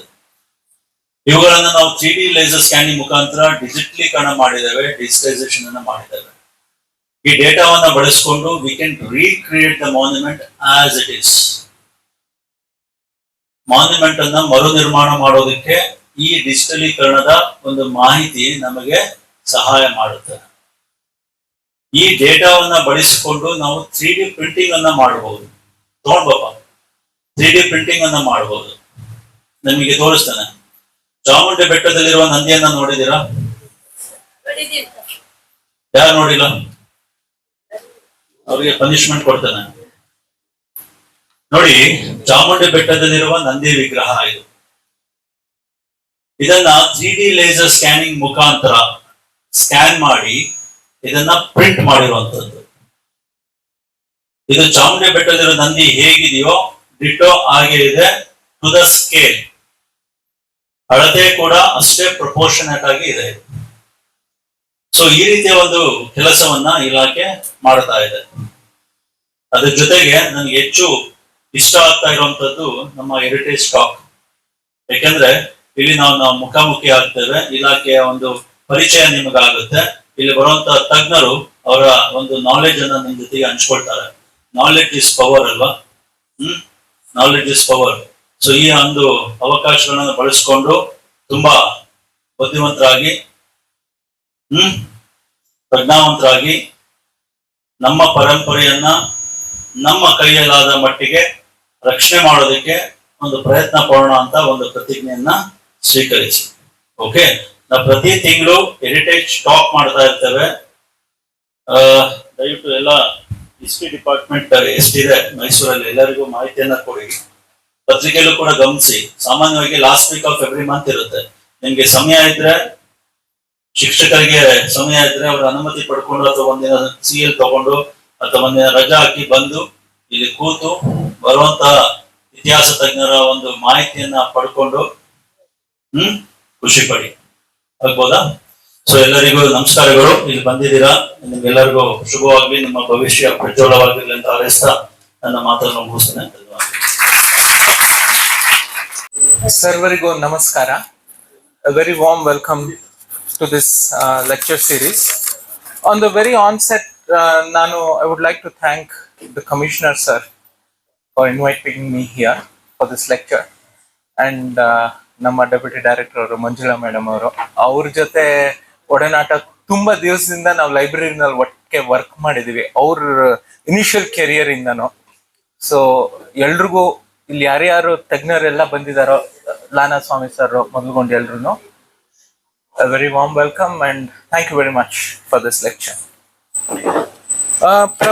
ಪ್ರಪ್ರಥಮವಾಗಿ I would like to start with ಒಂದು ಕುವೆಂಪು ಅವರದು ಒಂದು ಪದ್ಯದಿಂದ ಶುರು ಮಾಡ್ತೀನಿ. ಬಾಗಿಲೊಳು ಕೈ ಮುಗಿದು ಒಳಗೆ ಬಾ ಯಾತ್ರಿಕನೇ, ಬಾಗಿಲೊಳು ಕೈ ಮುಗಿದು ಒಳಗೆ ಬಾ ಯಾತ್ರಿಕನೇ, ಶಿಲೆಯೆಲ್ಲವೀ ಗುಡಿಯು ಕಲೆಯ ಬಲೆಯು. ನಾವೆಲ್ಲರೂ ಯಾತ್ರಿಕರೇ. ಒಂದು ದೇವಸ್ಥಾನಕ್ಕೆ ಹೋದಾಗ, ಇವತ್ತು ನಾವು ಬೇಲೂರು ಹಳೆಬೀಡು ದೇವಸ್ಥಾನಕ್ಕೆ ಹೋಗ್ತೀವಿ. ಕೈ ಮುಗಿದು ಯಾಕೆ ಅಂದ್ರೆ, ಕೈ ಮುಗಿದಾಗ we surrender ourselves to that place. ಯಾತಕ್ಕೋಸ್ಕರ? ಒಂದು ವಿದ್ಯಾರ್ಜನೆಗೋಸ್ಕರ ನಾವು ಕೈ ಮುಗಿಯೋದು. ಶಿಲೆ ಎಲ್ಲವೀ ಗುಡಿಯು, ಎಲ್ರಿಗೂ ಗೊತ್ತು, it is made up of chloritic schist, ಅದು ಇದು ಅಂತ ಎಲ್ಲ ಹೇಳ್ತೀವಿ. But what does it encompass? ಇದು ಕಲೆಯ ಬಲೆಯು. ಅದರಲ್ಲಿ ಶಿಲ್ಪಕಲೆ ಇರ್ಬೋದು, ನೃತ್ಯ ಕಲೆ ಇರ್ಬೋದು, ಸಂಗೀತ ಕಲೆ ಇರ್ಬೋದು, ಶಾಸ್ತ್ರ ಇರ್ಬೋದು, ಸಾಹಿತ್ಯ ಇರ್ಬೋದು. ಕುವೆಂಪು ಅವರು ಆ ಇಡೀ ಸಾರಾಂಶವನ್ನ ಒಂದು 4 ಸಾಲಲ್ಲಿ ಹೇಳ್ಬಿಡ್ತಾರೆ. ಇನ್ನೊಂದು ತುಂಬಾ ಇಂಪಾರ್ಟೆಂಟ್ ಆ ಸಾಲಲ್ಲಿ ಬರೋದು ಅಂದ್ರೆ, ಕುಶಲತೆಗೆ ಬೆರಗಾಗಿ ಮೂಕವಾಗಿದೆ ಕಾಲವಿಲ್ಲಿ. ಅಂದ್ರೆ ಈ ಕಾಲದಲ್ಲಿ ಕುಶಲತೆಗೆ ಬೆರಗಾಗಿ ಮೂಕವಾಗಿದೆ. ಯಾರೇ ಆಗ್ಲಿ, ಡಿ.ವಿ.ಜಿ ಅವ್ರು ಬರೆದಿರೋ ಅಂತಃಪುರ ಗೀತೆಗಳನ್ನು ಅಷ್ಟೇ, ಅದನ್ನ ಕೇಳಿದ್ರೇನೆ ಸಾಕು, ಅಬ್ಬಾ ನಮ್ಮ ಹೊಯ್ಸಳ ದೇವಾಲಯ ಇಷ್ಟು ರಮಣೀಯವಾಗಿದೆಯಾ ಅಂತ ಅನ್ಸುತ್ತೆ. ನಾವು ಎಷ್ಟು ಒಳ ಹೊಕ್ಕಿ ಇದನ್ನ ನೋಡ್ತೀವೋ ಅಷ್ಟು ನಾವು ಆ ಕಲೆನ ಅರ್ಥೈಸ್ಕೊಳ್ತೀವಿ. ಕನ್ಸರ್ವೇಷನ್ ಒಂದ್ ಕಡೆ ಬರುತ್ತೆ, ಅದ್ ಮುಂದಿನ ಪೀಳಿಗೆಗೆ ಬೇಕೇ ಬೇಕದು.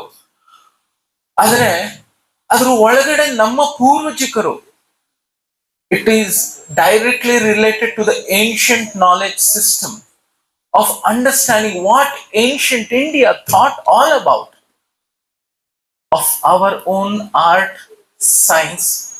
Kale and takshana, it does not mean to say that it does not have any science. It has perfect geometry, it has perfect calculus, it has perfect complete science in it. So ಇದನ್ನ ಹೇಳ್ತಾ ನಾನು ನನ್ನ ಲೆಕ್ಚರ್ನ ಮುಂದುವರಿಸ್ತೀನಿ. And ಇವತ್ತಿನ ಒಂದು ಇದು analysis of Hoysala sculptures, multi dimensional approach ಅಂತ. ನಾವು ಹೋದಾಗ ಅಲ್ಲಿ ಏನೋ ಒಂದು ವರ್ಣನೆ ಮಾಡ್ತೀವಿ. ವಿ ಕಾಲ್ ಇಟ್ ಆಸ್, ನಮ್ ರಿಸರ್ಚ್ ಅಲ್ಲಿ we call it as just descriptive research ಅಂತ ಕರಿತೀವಿ. ಅಲ್ಲಿರೋದನ್ನ ವರ್ಣನೆ ಮಾಡೋದು.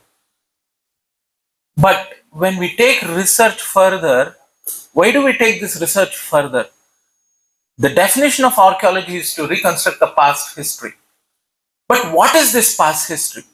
It is just chronology, bari dates idan matra helada, or are we trying to see, even we look into 10ನೇ ಶತಮಾನದಲ್ಲಿ ಈ sculpture ಗಳ ಮೂಲಕ what is the reflections of psychology of the society ಅನ್ನೋದು ನಾವು ಈ ಅನಾಲಿಸಿಸ್ ಮೂಲಕ ನೋಡ್ತೀವಿ. So sculptures become a reflection of contemporary society, though it has no written documents apart from the inscriptions. But there are so many things to decode from these sculptures. Even one by one, let us see. I'll just give samples. Like what are the different, through ಯಾವ ತರ dimensions ನಲ್ಲಿ ನಾವು ಹೋದ್ರೆ ಒಂದು sculpture ನ ಪರಿಪೂರ್ಣವಾಗಿ ನಾವು, ಪರಿಪೂರ್ಣ ಅಂತ ಹೇಳೋದು ತಪ್ಪಾಗತ್ತೆ, ಒಂದು ಅರ್ಥೈಸ್ಕೋಬಹುದು ಅಂತ ಹೇಳೋದು, because it's a very big ocean. Okay, so the art of dance is as old as human race. All over the globe, the world's greatest civilization has produced their own dances. Now ಸ್ವಲ್ಪ dance sculptures ಮೇಲೆ ಇವತ್ತು ನಾನು I give a little bit of importance. Hoysala dance sculptures, in one sense ಎಲ್ಲಾದು they have made body in motion. So ನಾವು ಅದನ್ನ ಸ್ಥಿತಸ್ಥಾನಕ ಅಂತೀವಿ, ಇಲ್ಲಾಂದ್ರೆ ಒಂದು ಕಾಲ್ ಮೂವ್ಮೆಂಟ್ ಕೊಟ್ರೆ ಚಾರಿ ಅಂತ ಕರಿತೀವಿ, ಇಲ್ಲಾಂದ್ರೆ ಒಂದು ಮಂಡಲ ಅಂತ ಕರಿತೀವಿ. However, because the body can move in many ways in responses of experience, forms of dance has varied enormously from culture to culture. Idi global idralli, suppose let's take from prehistoric times. You see the prehistoric rock art. Prati obba manushanu becomes very creative when he starts moving his body in so many different ways, where he is influenced by the environment in which he is. ಅಲ್ವಾ? ನಮ್ಮ Karnataka ಜನಪದದಲ್ಲೇನೆ 20 kilometre 5 ಕಿಲೋಮೀಟರ್ಗೂ ಜನಪದ ಅಲ್ಲಿರೋ phonetics ಇದೆಲ್ಲ change ಆಗ್ತಾ ಹೋಗುತ್ತೆ, ಪದಗಳು change ಆಗತ್ತೆ. There is so much of diversity because one of the most important thing is influence of environment. So next one please. Sorry, next one please. Okay. Dance grew to become a complex art. Prehistoric man took pleasure in swaying, turning, leaping. So ನಾನು ಇವಾಗ ಏನ್ ಹೇಳೋದ್ನು, so ಅದರಿಂದ hunt. So I'm just talking about from where do we find the evidences of movement. Now Belurನಲ್ಲಿ Shilabalike is one of the highest climax of forms of dance and these things that we find in the medieval period. But from where do we find? We start finding this from hunters and gatherers who started moving. Right? Next one, please. So, the fact remains that there was a rich and vital tradition of art. So, all the arts around the world strive to reach its level of enlightenment and technical excellence. So, ಅದರಲ್ಲೂ ಒಂದು technical excellence ಅಂತ ಬಂದ್ಬಿಡುತ್ತೆ. ಒಂದು ಜನಪದನಲ್ಲಿ ಇರ್ಬೋದು ಅಥವಾ ಒಂದು classical art ಫಾರ್ಮೇ ಇರ್ಬೋದು, ಒಂದು ಟೆಕ್ನಿಕಲ್ ಎಕ್ಸಲೆನ್ಸ್ ಅನ್ನೋದು ಬರುತ್ತೆ because that is the striving for knowledge. So the current presentation deals with the multidimensional understanding of sculptures. The select sculptures is from, ನಾನು ತಗೊಂಡಿರೋದು, ನಾನು ಇವತ್ತಿಷ್ಟು ಮಾತಾಡ್ತಿರೋದು ಎರಡು ದೇವಸ್ಥಾನದ್ದು. So an attempt has been made to understand the sculptures with special reference to Krishna. First, ಒಂದು Krishnan icon ತಗೊಂಡಿದ್ದೀನಿ. Now I'll be talking about ecology and biodiversity, Natyashastra, Nada Yoga, and concepts of golden ratio, that is golden spiral, golden ratio, Fibonacci's theories of golden ratio anta karithವಿ. How does these golden ratios help us to understand a Hoysala sculpture? Is it essential or how does it help? ನಾನು ಇಷ್ಟು ಮಾತಾಡೋದು ಇದಂ ಮಿತ್ತಂ, I am not proving like mathematics a+b². These are all the different lenses or tools in which we can understand one Hoysala sculpture, right? So, the sculpture identified here depicts Krishna in Gokula. Eldrigu a pic. Sorry, next one. I mean, I'm failing to tell next. Next one, please. Next one, please. Yeah, okay, I think that would be better. Okay, so illi the sculptures identified depicts Krishna in Gokula. Krishna is playing his flute. The others are captivated by the vibration of sound from the flute. So ಇವಾಗ ಏನಾಗ್ತಿದೆ ಅಂದ್ರೆ, ನಾವು ಬೇಲೂರು ಹಳೆಬೀಡ್ಗೆ ಹೋದಾಗ ಬರೀ ಆ ಕೃಷ್ಣನ್ ಮಾತ್ರ ನೋಡ್ತೀವಿ because it's affinity towards Krishna. But what are all the other things around Krishna doing? Why? What makes the rest of the people come around Krishna is because the sound of the flute when we get into. Now what is this? Next one please. The primary dimension of understanding the sculpture is of literary tradition. So now literature mulka hona. The portrayal of the theme is according to Srimad Bhagavata Mahapurana. So ivaga ಒಂದು ಕೃಷ್ಣ ಅಂತ ಬಂದ ತಕ್ಷಣ one of the literature references what we get is Srimad Bhagavata Purana. Each animal acquires its own symbolism. By 4th century, they develop into a systematized pantheon closely related to the world of humans and celestials. Most Indian sculptures is structured to comprehend the world of aquatic, plant, animal and human life. ನೀವು ಯಾವುದೇ ದೇವಸ್ಥಾನಕ್ಕೆ ಹೋಗಿ aquatic plants, aquatic life ಸಿಗತ್ತೆ, animals ಸಿಗತ್ತೆ, human life ಸಿಗತ್ತೆ. So, superficially they appear as decoration, yet at a deeper level, the aquatic, vegetative and animal elements represents the aspects of human psyche. So, ಇವಾಗ ಏನಾಗ್ತಿದೆ ಅಂದ್ರೆ, from these sculptures we try to understand what is man-environment relationship. It's not only the God which is present there. What is the reflections of man-environment relationship during the contemporary society?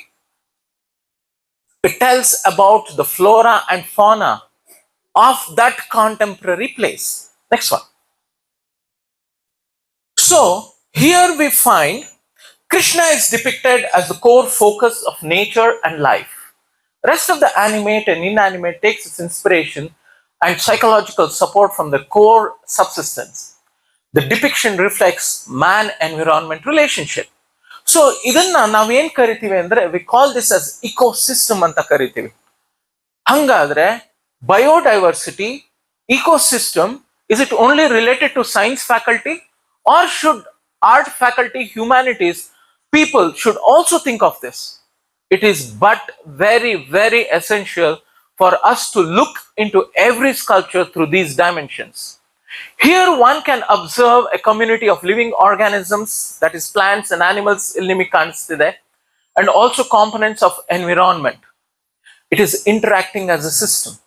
ಅವಾಗ ಏನ್ ಹೇಳುತ್ತೆ ಅಂದ್ರೆ ಭಾಗವತದಲ್ಲಿ when Krishna started playing flute in Vrindavana, he talks about what waters did, what Yamuna did, ಹಸುಗಳು ಏನ್ ಮಾಡ್ತು, ಬೆಟ್ಟಗಳು ಏನಾಯ್ತು, what was the resonance of sound that arrested each and every one. It might look a little bit, of course, Bhagavata Purana is all story based, but the undercoating evidence from the Bhagavata Purana is these were the entities that were observed by the people of Vrindavana, the village folk, and who gave lot of reverence and importance. That is the decoding element through Bhagavata that we need to see. Next one, please. So in this sculpture, so Natya Shastra is the most, one slide before, please. One slide, yeah. In this sculpture, one can understand the tenets of human ethology with special reference to Krishna. So now Krishnadu Bhagavata Purana anta shuru ಮಾಡಿದೆ, but ಇಲ್ಲಿ ಬಂದಿದ್ದೇನು human ethology. So we find here the depiction leads to an understanding about the theories of social biology, evolutionary psychology, and attachment theories.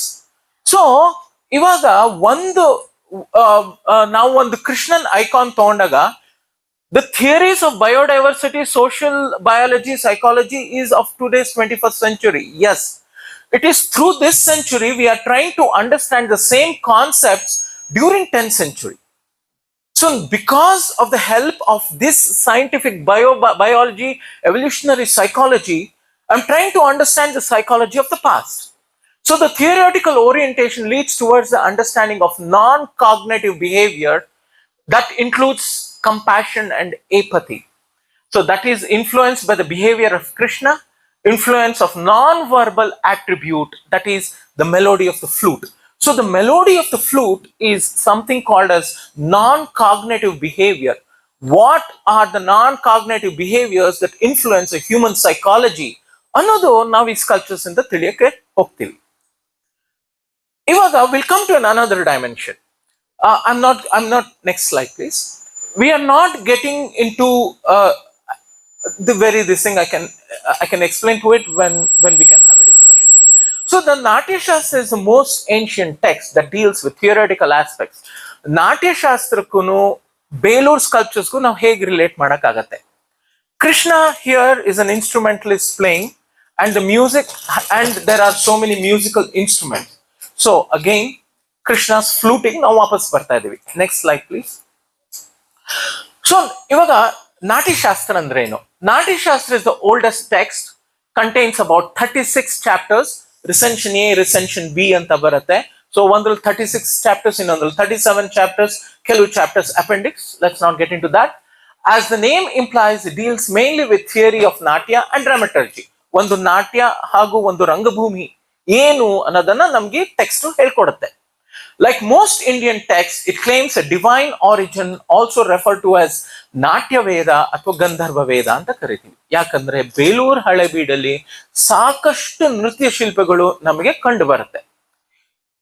ಇವಾಗ ಮತ್ತೊಂದು ಪ್ರಶ್ನೆ ನಮಗೆ ಏನ್ ಬರುತ್ತೆ ಅಂದ್ರೆ, Natya Shastra is a text of 2nd century BC, but the temple what I'm dealing is about 10th 11th century. So what is the correlation? There is a period of 1,000 years separating them. So is it necessary? Is it essential? Yes. Yakandre, why this becomes essential andre, now again when we get into research, when I look into the inscriptions at Belur, it says that they were all parinita of Natya Veda. They were all parinita of Bharatagama. So this itself shows that the Indian text has not died. It is a continuous process of understanding the text. Even today, we use Natya Shastra in theater. We use Natya Shastra in dance and music also. So next slide, please. So Bharata, the author himself, allows various interpretations. The Natya Shastra deals with both the interpretative and non-interpretative aspect of dance.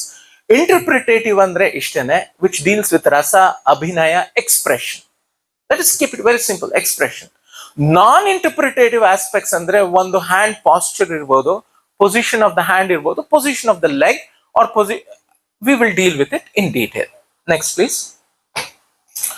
So the non-interpretative aspect deals with the aspects devoid of sentiments and its classifications. ಅಲ್ಲಿ ನಾಯಕಿ ನಾಯಕ ವಿಭೇದಗಳು ಅಂತ ಬರುತ್ತೆ. ನೀವು ಏನಾದ್ರು literature, Kannada literature ಶೃಂಗಾರ ಅಷ್ಟನಾಯಕಿಯರು ಅಂತ ಬರ್ತಾರೆ, ನಾಯಕ ಕ್ಲಾಸಿಫಿಕೇಶನ್ಸ್. ನಾಯಕ ಧನಂಜಯನ್ ದಶರೂಪಕ ತಗೊಂಡ್ರೆ you will come to know about it in detail. So the Natya Shastra reveals understanding of anatomical structure, psychological structure and physiology. So Natya Shastra bari ಒಂದು ಗೊಡ್ಡ ಶಾಸ್ತ್ರ ಅಲ್ಲ ಅದು. It deals with psychology because it deals with emotions. He says bhava, vibhava, anubhava, samyogat rasanishpattihi. ಇದು ನೀವು literature ಓದಿರ್ತೀರಾ. ಇದು ಈ ಶಿಲಾಬಾಲಿಕೆಯರು ಶೃಂಗಾರ ಭರಿತವಾದ ಶಿಲ್ಪಗಳು. ವಾಟ್ ಈಸ್ ದಟ್ ಶೃಂಗಾರ? ಶೃಂಗಾರ ಕಾಸ್ ಏನು, ವಿಭಾವ ಏನು, ಅನುಭಾವ ಏನು? What is that action coming up? What are the transitory emotions that are coming up? ಸಂಯೋಗಾತ್, ಆ ಮೂರು ಕೂಡಿದ್ರೇನೆ ನೀವು ರಸ ಹೇಳಕ್ ಆಗೋದು. ಬರೀ ಸುಮ್ಮನೆ ಶೃಂಗಾರ ರಸ ಅಂತ ಹೇಳಿದ್ರೆ ತಪ್ಪು, according to the definitions of shastra. So when you are coming down to a conclusion in a small statement, Shringara Bharita Shilpagalu, you need to understand and you need to explain and you need to tell me with evidence what elements of Shringara are you seeing to tell it a Shringara Bharita Shilpagalu. Just one small word, no? But so complex. Yes, it is.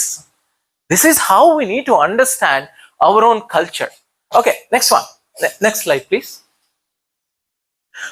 Now, ಆ ರಸ ಭಾವ ಅಂದ್ರೆ ಏನು ಅನ್ನೋದು ಈ ಶಿಲ್ಪದಲ್ಲಿ ನೋಡೋಣ.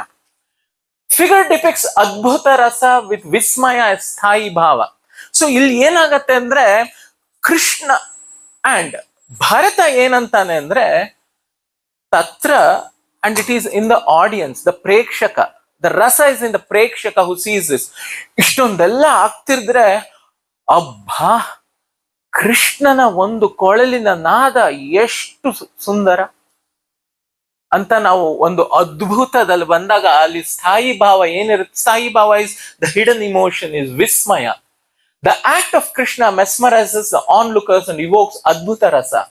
This is vibhava. The anubhava is the motionlessness of animals and well as people around it.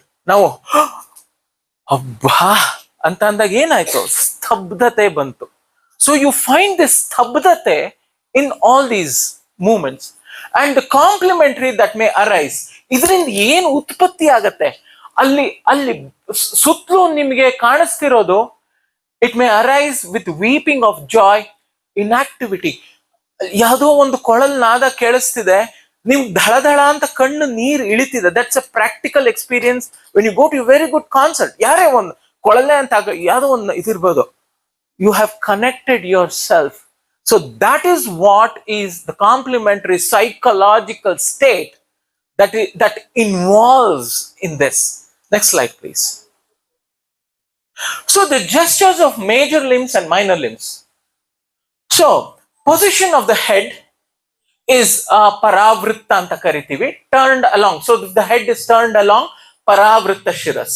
Eyeballs, tarakarma is said to be natural position. It's just keeping it natural.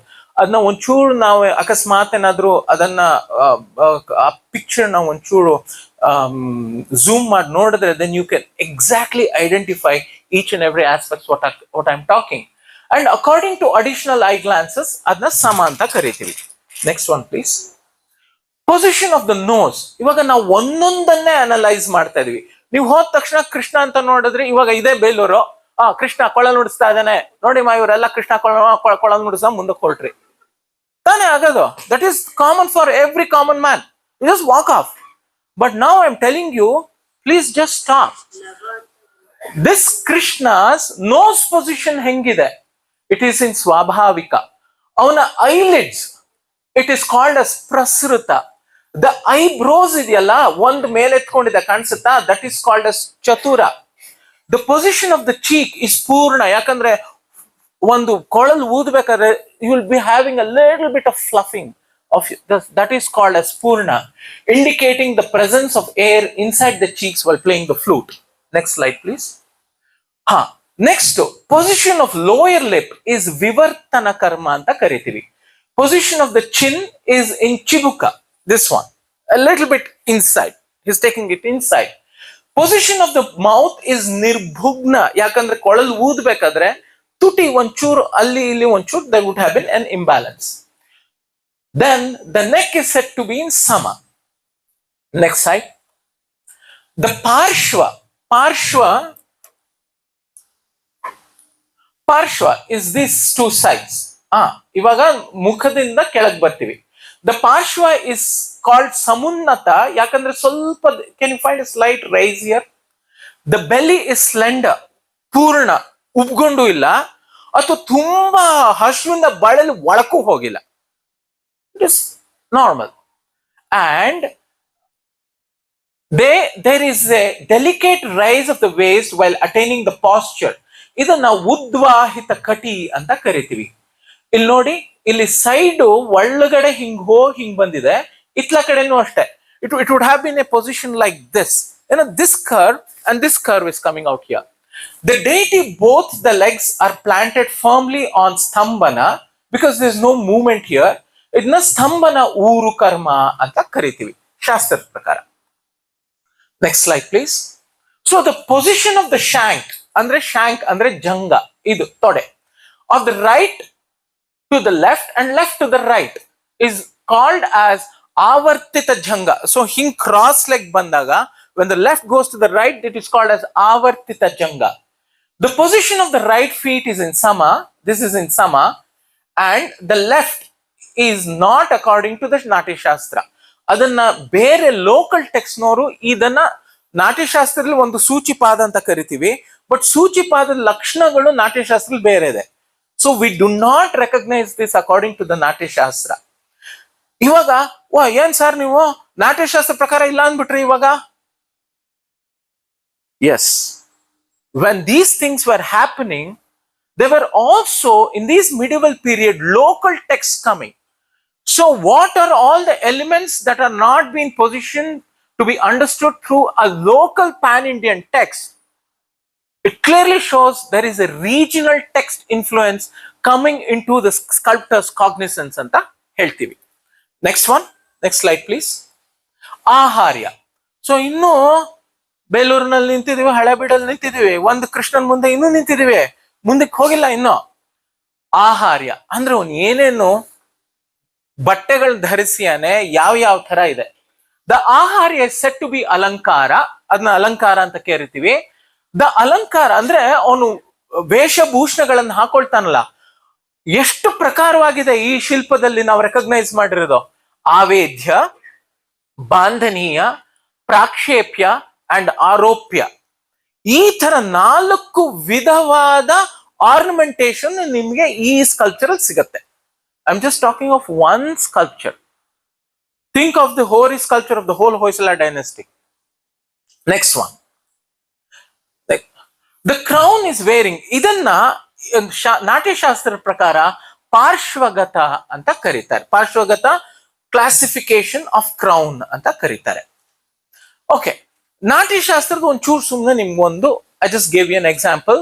But ನಾಟ್ಯಶಾಸ್ತ್ರದ example ನಾ ಕೊಡ್ತಾ ಹೋದ್ರೆ ನಂದು ರಿಸರ್ಚ್ ಮಾಡ್ಬೇಕಾದ್ರೆ I got around 7,000 characteristics of Natyashastra had to be tested against these sculptures with a random sample of 120 sculptures. ಅಷ್ಟೇ ನಾವು ತಗೊಂಡಿರೋದು. It's not the whole of Halebidu. ಬರೀ ಹಳೆಬೀಡು ಒಂದೇ ಮಾಡ್ಬೇಕು ಅಂದ್ರೆ maybe I need 7 janmas to come to finish one Halebidu. I am just taken 120 random samples. That is the results what I am talking about. Next slide, please.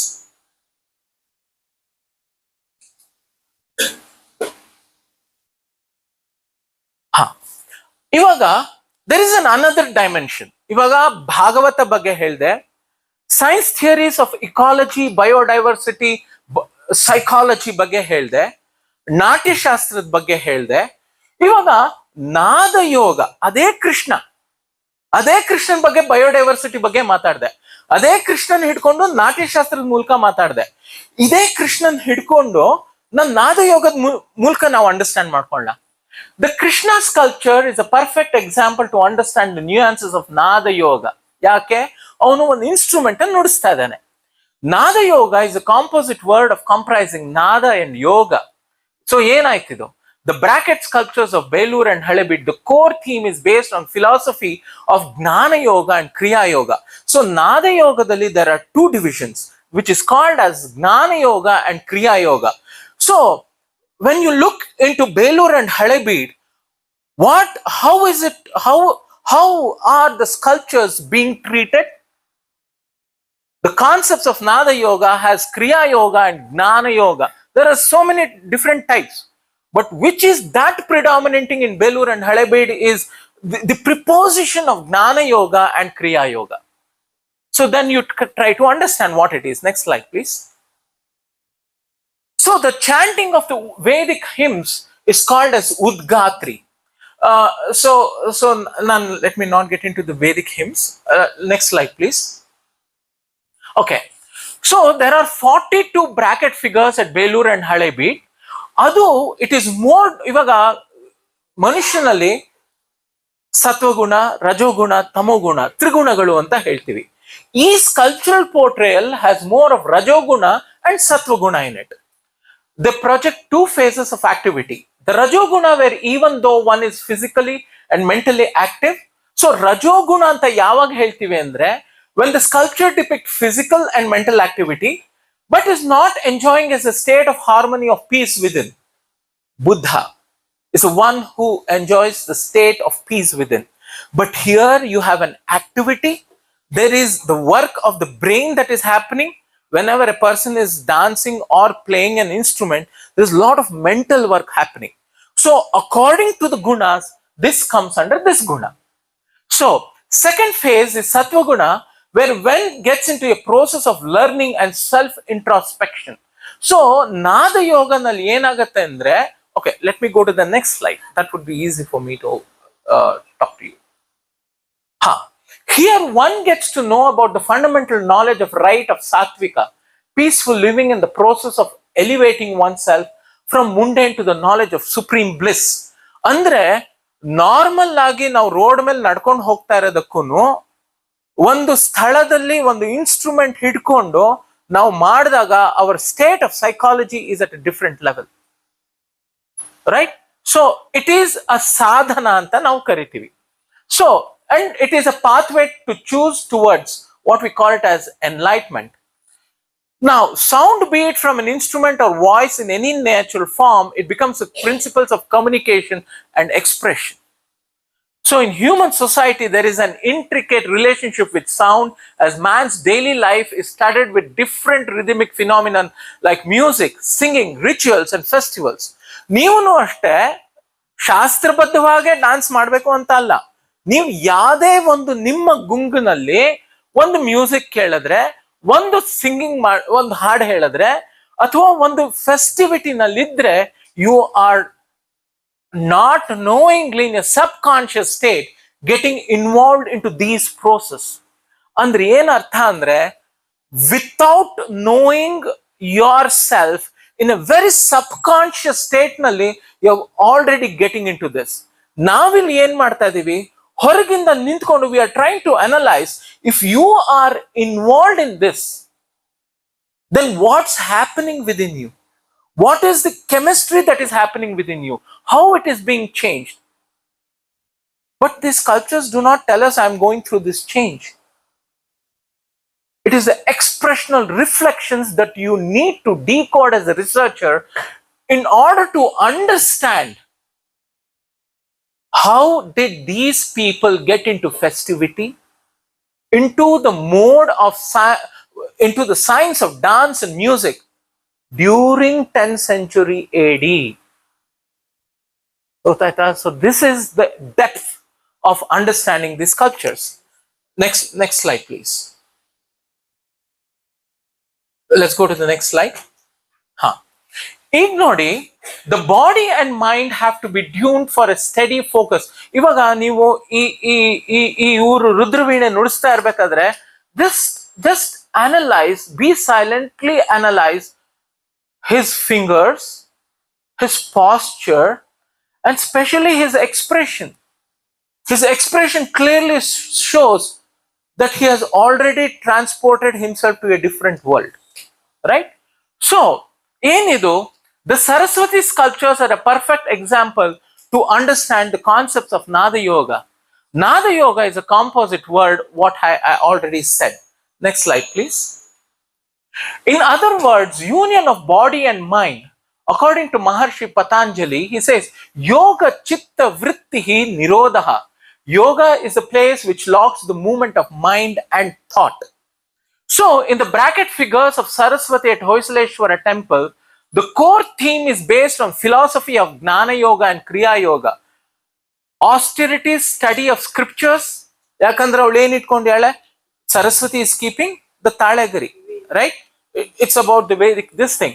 So it's scriptures and self-surrender constitute the yoga of purification or action, that is Kriya Yoga. Next slide, please.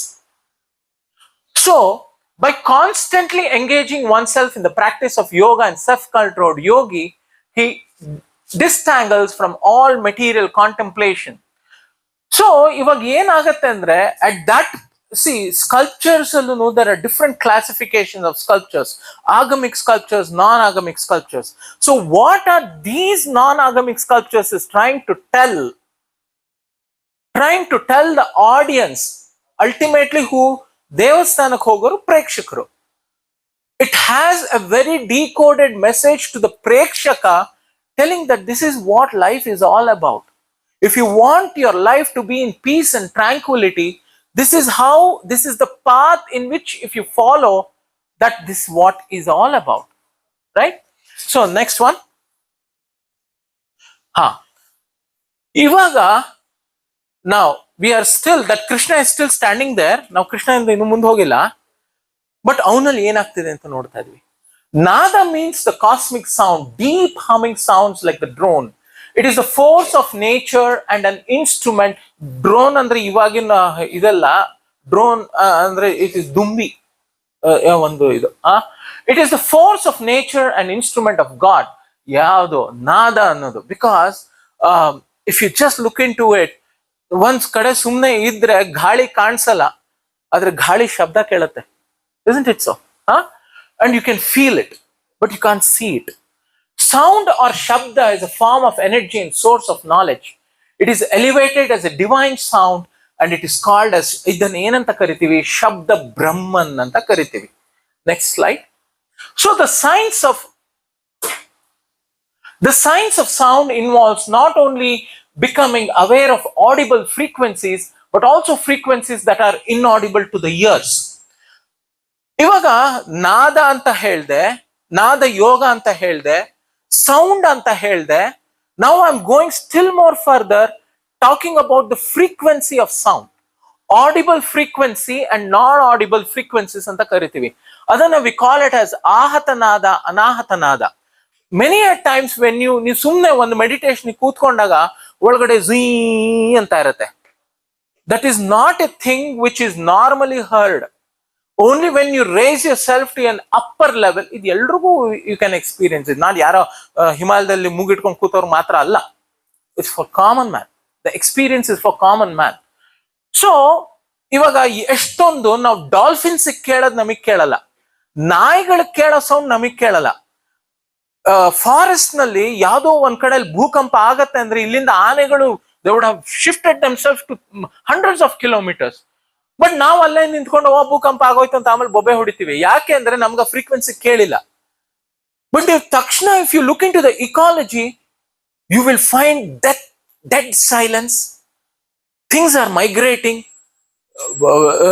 The birds are fluttering. ಕೋತಿಗಳು specially indicators ಟಕ ಟಕ ಟಕ ಟಕ ಅಂತ ಅಲ್ಲಿ ಭಯದಿಂದ ಇದು it clearly shows there is an audible frequency which is not where we cannot hear. But ಅದಕ್ಕೆ ನಾವು ಇವಾಗ ಅಷ್ಟೊಂದು ಮೆಷಿನ್ಸ್ ಎಲ್ಲ ನಾವು ಇನ್ವೆಂಟ್ ಮಾಡಿರೋದು ಆಡಿಬಲ್ ಫ್ರೀಕ್ವೆನ್ಸೀಸ್ ಕೇಳಿಸ್ಲಿ ಅಂತ. So true. The ahata, the audible sound heard, and nada is a classification of sound. Next one. So again, I'm coming back to Krishna. The flute of Lord Krishna is symbolic of sound of the soul. So ivaga at an inner level nalli enanta karitive andre, the flute of Krishna which had the perfect shruti and the pitch, we call it as what? The sound of the soul. The shruti of your heart and the frequency does not change. If there is a change in the heartbeat or frequency, you immediately refer to a cardiologist. Right? So, sound. Again, ali sonology, another bharathe. There are 10 inner sounds. So, Nada Yoga, Ahata, Anahatanalli, again they classify intinta stharavada, 10 stharavada sound frequencies ide anta heltare. Next slide, please. Manifestation of sound is 4 from the highest to the lowest sound frequencies. Next slide, please. Stage 1 ಅನ್ನ ನಾವು ಪರ ಅಂತ ಕರಿತೀವಿ. Stage 2 ನ ಪಶ್ಯಂತಿ ಅಂತ ಕರಿತೀವಿ. Stage 3 ನ ಮಧ್ಯಮ ಅಂತ ಕರಿತೀವಿ. ಏನು ಪರ ಅಂದ್ರೆ it is a mind first tunes to nada. First mind tune ಆಗತ್ತೆ, ಇನ್ನೇನು ಒಳಗಡೆ ಇನ್ನೇನು ಆಗಿರಲ್ಲ, ಆ ಕಡೆ ಒಂದು ಗಮನ ಹೋಗುತ್ತೆ. ಸ್ಟೇಜ್ 2 ನಲ್ಲಿ ಏನಾಗುತ್ತೆ, there is a sort of a rhythm that involves in it. ಇಲ್ಲೆಲ್ಲ you find instrumentless. That is the second stage of representation of Nada Yoga. The first stage is of those people who are just listening like this. The second stage is, apart from listening people, ನೀವು ಒಂದು dance concert ಹೋದ್ರೆ ಅಥವಾ music concert ಹೋಗಿ ಏನ್ ಮಾಡ್ತೀರಾ, ಕೇಳ್ತೀರಾ. Next level ನವರು ನಿಮ್ ತರ ಕೇಳಲ್ಲ, ನೋಡಲ್ಲ, ಏನೋ ಭಜನೆ ಮಾಡ್ತಿರ್ತಾರೆ, ಏನೋ ಒಂದು ಇನ್ಸ್ಟ್ರೂಮೆಂಟ್ ನೋಡಿಸಿ, ಅವ್ರ next level. The third level, who is involved in all these things, he observes himself, he absorbs the movement, he connects his inner this thing to this thing. So that is what, who is a dancer or a nartaki on stage. Now for us, the nartaki is this or this sculpture. Okay, so next slide, please. So the fourth stage is called as Vaikhari. The sound frequencies are lower, hence audible, modified, heard, and felt through the senses. So I'm not getting into these details. Next slide, please. So illi enagate andre, again we find the Natya Shastra is the most ancient text, and now Krishna is an instrumentalist. So Natya Shastra prakara ಇವನೊಬ್ಬ instrumentalist anta nodidhi, because he is playing a vadya. So again the subject is Krishna's flute. Next slide. So the sculpture is in a state of madhyama. Vaikhari is the fourth stage. Here the sound frequencies are lower and hence audible, modified, heard and felt through senses. So Vaikhari anta yaak antive andre, namge Krishna flute, it is audible, modified and heard, and that is why there is a reaction from his audience there in the sculpture which has been frozen.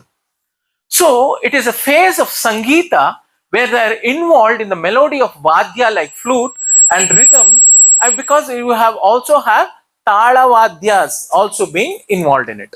Next slide, please. Okay, that was about just understanding about Nada Yoga, sound frequency. So that one Krishna, again biodiversity, Natya Shastra, Nada Yoga, frequencies of sound, and it's ನಾನು ಇವಾಗ ನಿಮ್ಗೆ ಹೇಳ್ತಿರೋದು just ಒಂದು 300 feet deep ocean ಅಲ್ಲಿ ಮೇಲ್ಗಡೆ ನಾವು ಒಂದು sea ಶೋರ್ಗೆ ಹೋಗಿ ಬರೀ ಕಾಲು ಹಿಂಗ ಒದ್ದೆ ಮಾಡ್ಕೊಳ್ತೀವಲ್ಲ ಅಷ್ಟು. That's it, not even that. I'm just giving an example of what it is. Not getting into that. ಇವಾಗ ಒಂದು ಗಣಪತಿ ಸ್ಕಲ್ಪ್ಚರ್ ತಗೊಳ್ಳೋಣ. ಇವಾಗ ಹಳೆಬೀಡಲ್ಲಿ ಒಂದು ಗಣಪತಿ ಸ್ಕಲ್ಪ್ಚರ್ ತಗೊಂಡಾಗ ಆ ಗಣಪತಿಯಿಂದ ನಾವ್ ಏನೇನೆಲ್ಲ ಅಂಡರ್ಸ್ಟ್ಯಾಂಡ್ ಮಾಡ್ಕೋಬಹುದು? ಹಂಗೆ ಮತ್ತೆ ಮುಂದೆ ಹೋಗ್ತೀವ ಐಸ್ ಕ್ಯಾಂಡಿ ತಿನ್ಕೊಂಡು, ಅಥವಾ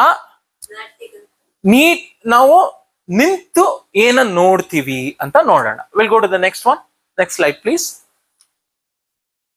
ಸೊ ಇವಾಗ ಗಣಪತಿ ಅಂದ್ರೆ ಏನು? ಫಸ್ಟ್ ನಾವು ಒಂದು ದೇವಸ್ಥಾನಕ್ಕೆ ಹೋಗಿ ಅಲ್ಲಿ ನಿಂತ್ಕೊಂಡಾಗ ಆ ದೇವತೆ ಏನ್ ದೇವತೆ ಅಂತ ನೋಡೋಣ.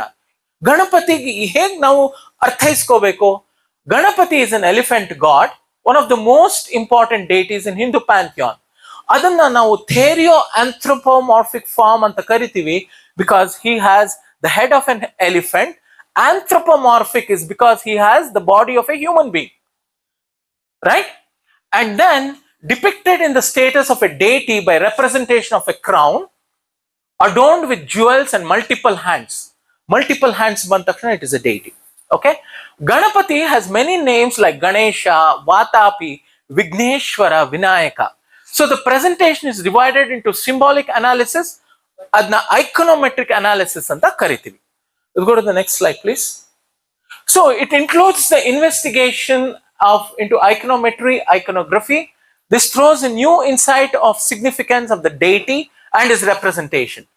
Idanna now nod takshana he is in a dance pose, so idna Nritya Ganapati anta karitivi. The studies were undertaken on 4 sculptures of the Hoysaleshwara temple, and idrinda ಏನು results bantu anta nodona. Next slide, please.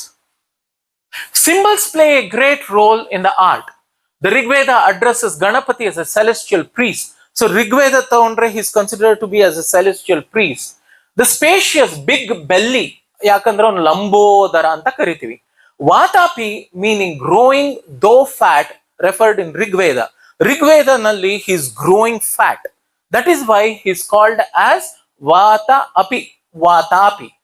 Vatapi is one who grows in body by the consumption of food element, earth, which is the first of Panchabhutas. So he is directly related with the one of the Panchabhutas, that is earth, which is swelling. So adikena Ganapatinu Mridangada ಅಥವಾ ಒಂದು ತಾಳವಾದ್ಯದ ಅಧಿದೇವತೆ ಅಂತಾನೂ ಕರೀತಾರೆ, right? Mrit, which is made up of mrit, that is mud, that is earth. Okay, next slide. So Ganapati is depicted as eating sweet food, and the constant association with food in significance is in the Rigveda. Vatapi is a deity. Vatapi, according to Shayana, means the body, and that grows with the assumption. So we have yav Rigvedadalli, yav mandadalli, yav shlokadalli idu namge reference ide anta ನಾನು ಅಲ್ಲಿ coat ಮಾಡಿದೆ. Next slide please. So ಗಣಪತಿನ ನಾವು ಏಕದಂತ ಅಂತಾನು ಕರಿತೀವಿ. Tusks and canine teeth are as hard as diamond and as single pointed. The hard tooth is called as Vajradamshtra. So it's called as Vajradamshtra. So Ganapati's tusk is a pointed weapon that is always in his hand, with which he removes the obstacles that retards progress. Now, next slide please. So the obstacles according to Yoga Sutra prakara, they are listed as sickness, idleness, ಆಲಸ್ಯ.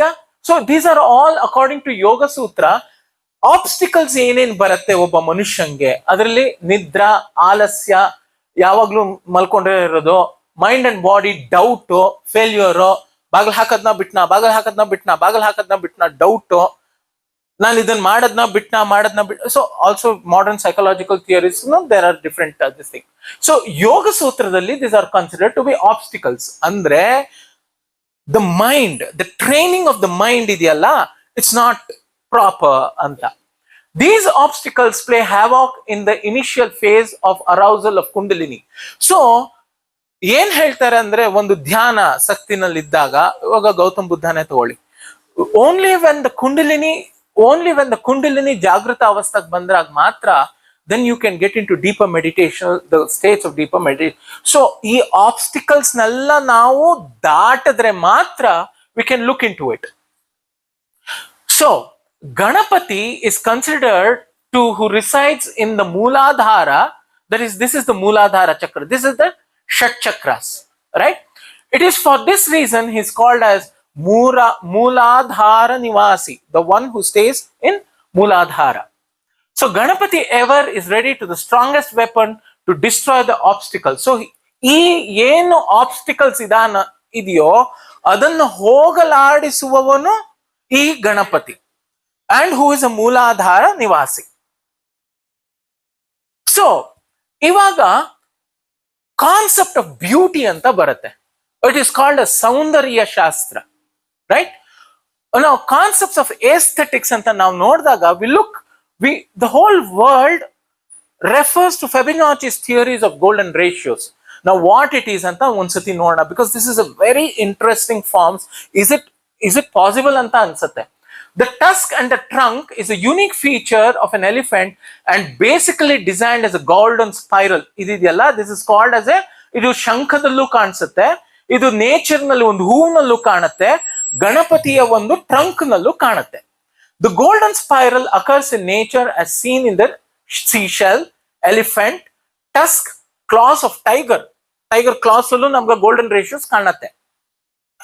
Golden spiral is also called as miraculous spiral or the logarithmic spiral, as it comes with a unique mathematical property. A unique mathematical property ಒಟ್ಟಿಗೆ ಬಂದಾಗ ಮಾತ್ರ a golden spiral form ಆಗೋದು. Otherwise, there won't be the formation of this golden spiral. And this golden spiral is what? Is a formation of nature. The nature forms this golden spiral. Wow. Nature, it's not humans. Humans are trying to understand what is this golden spiral attack. Man cannot make a golden spiral, right? So the size of the spiral increases in geometrical progression from its origin, and the shape of each segment is also unaltered. ಇದನ್ನ ಏನಂತ ಕರೀತಾರೆ ಅಂದ್ರೆ spiral ಮೈರಾಬಿಲಸ್ ಅಂತ ಕರೀತಾರೆ. Is a Latin word used for spirals that says about how it evolved in nature, appearing as growing forms. So we'll go to the next slide, please. Golden proportions are adopted in arithmetic, and sculptures of Hindu deities are called as Deva Pramana. ಇವಾಗ ತಾಳಮಾನ ಪ್ರಮಾಣ, ನಾವು when we come down to the Shilpa ಶಾಸ್ತ್ras and the text of Shastra, ಅದನ್ನ ಏನಂತ ಕರೀತಾರೆ? ದೇವ ಪ್ರಮಾಣ. ಫೆಬಿನಾಚಿ theory follow ಮಾಡೋ ಫೆಬಿನಾಚಿ theories of golden ratio ಅಂತ ಕರೀತಾರೆ. ನಮ್ಮ ಇಂಡಿಜಿನಿಯಸ್ ಟೆಕ್ಸ್ಟ್ ಕೊಡಿದಾಗ ಅದನ್ನ ಏನಂತ ಕರೀತಾರೆ? ದೇವ ಪ್ರಮಾಣ ಕರೀತಾರೆ. It's called as 1:1.6. This is called as the golden rectangle. It all starts from here. You understand? So golden rectangle is a geometrical form which has two sides of rectangle as in golden ratios. This means it is in the ratio of 1:1.6 bantakshna. You come into this square and it starts like this and it starts growing. This is calculated as a number of sequence of Fibonacci series which runs as 1, 2, 3, 5, 8, 13, 21. 1 to 21. Ilinda hodaga it goes in the ratio of 1 to 21 calculations hogate. A rectangle which has sides observing 3 or 5 or 5 or 8 units can be divided into squares and a smaller golden rectangles.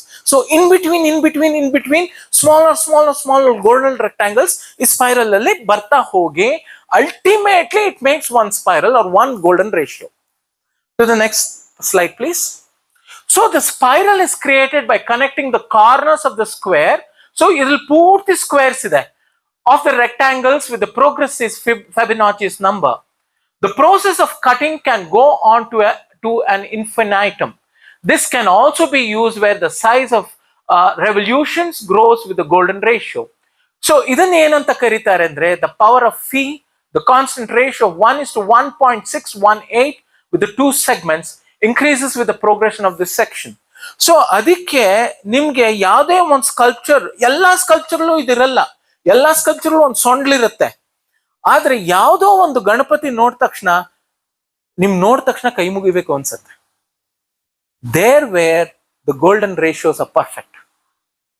Otherwise you will have that affinity, ಒಂದು ಮರ್ಯಾದೆ ಇರುತ್ತೆ, ಒಂದು ಇದಿರುತ್ತೆ, but you do not connect with that sculptures. It's not with all sculptures you get connected. You get connected only with few sculptures.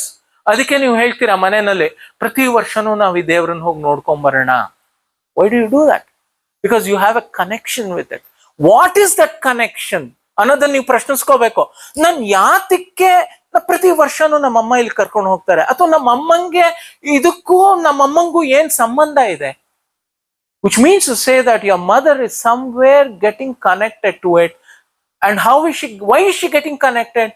Because all these ratios and Deva Pramana, what she is looking into that sculpture is coming perfect in connection with what her mind and cognizance is all about.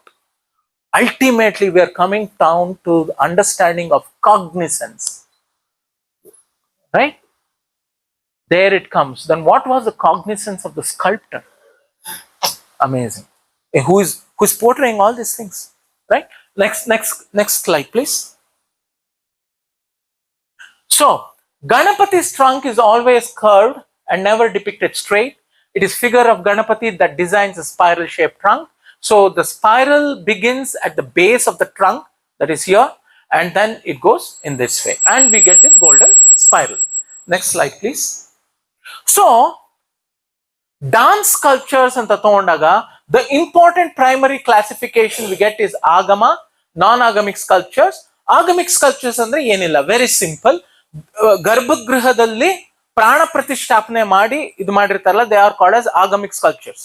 Non-agamic sculptures ಅಂದ್ರೆ ಹೊರಗಡೆ ಇರುತ್ತಲ್ಲ, which has lot of involvement of the creativity of the sculptor, that comes under the non-agamic sculptures. ಇದರಲ್ಲಿ ಅಭಿನಯ sculptures ಅಂತ ಕರಿತೀವಿ, ಆಮೇಲೆ ನೃತ್ಯ sculptures ಅಂತ ಕರಿತೀವಿ. ಅಭಿನಯ ಸ್ಕಲ್ಪ್ಚರ್ಸ್ ಅಲ್ಲಿ ನಾಟ್ಯಂ ತನ್ನಾಟಕಂ ಚೈವ ಪೂಜ್ಯ ಪೂರ್ವ ಕಥಾಯುತಂ. It can be a story of Ramayana, can be story of Mahabharata, Katha. They come under the Natya classification. Nritya classifications andre ಅಲ್ಲಿ ಅಭಿನಯ ಇರುತ್ತೆ, ಬಟ್ ಬಾಡಿ ಮೂವ್ಮೆಂಟ್ ಇರುತ್ತೆ. ಅದೇನೆ ನೃತ್ಯ ಅಂತ ಬಂದಾಗ it can be just playing of the instrument or dancing along with the instrument. Nritya without playing instruments, Nritya with playing instruments. Next slide, please. So, ಇವಾಗ ಏನಾಯ್ತು ಅಂದ್ರೆ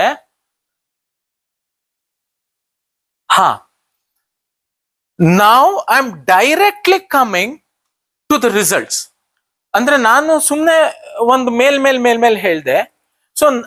ಸೊ ನಾನು ಇವಾಗ ಏನ್ ಹೇಳ್ತಾ ಇದ್ದೀನಿ ಅಂದ್ರೆ, ಇಷ್ಟೊಂದೆಲ್ಲ ರಿಸರ್ಚ್ ಮಾಡದ್ಮೇಲೆ ಜಸ್ಟ್ ಒನ್ ಟೆಂಪಲ್ ಈ ಸ್ಕಲ್ಪ್ಚರ್ಸ್ ಬಗ್ಗೆ how am I getting the results, or how ಇವಾಗ ಬರೀ ಹಿಂಗ ಅನ್ಬಿಡೋದ್ ಸರಿಯಲ್ಲ. Now I have to completely tell about from my research how is the temple behaving. What do you mean by how the temple is behaving? What is the mode of representation of sculptures on the temple?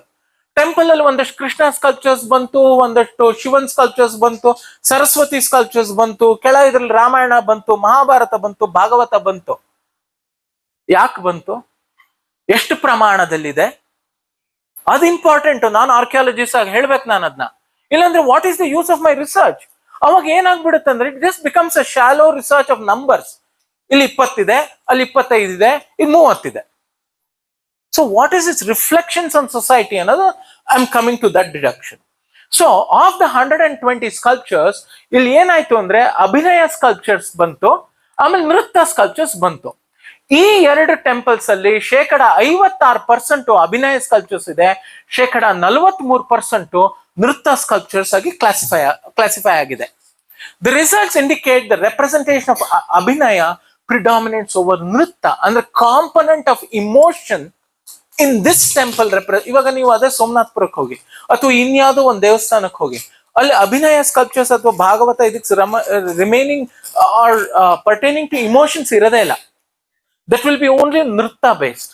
So this temple has more of predominance of abhinaya over nritya. Next slide, please. So sculptures at Belur nalli ಏನಾಗಿದೆ ಅಂದ್ರೆ ನೃತ್ಯ sculptures 38% ಬಂತು.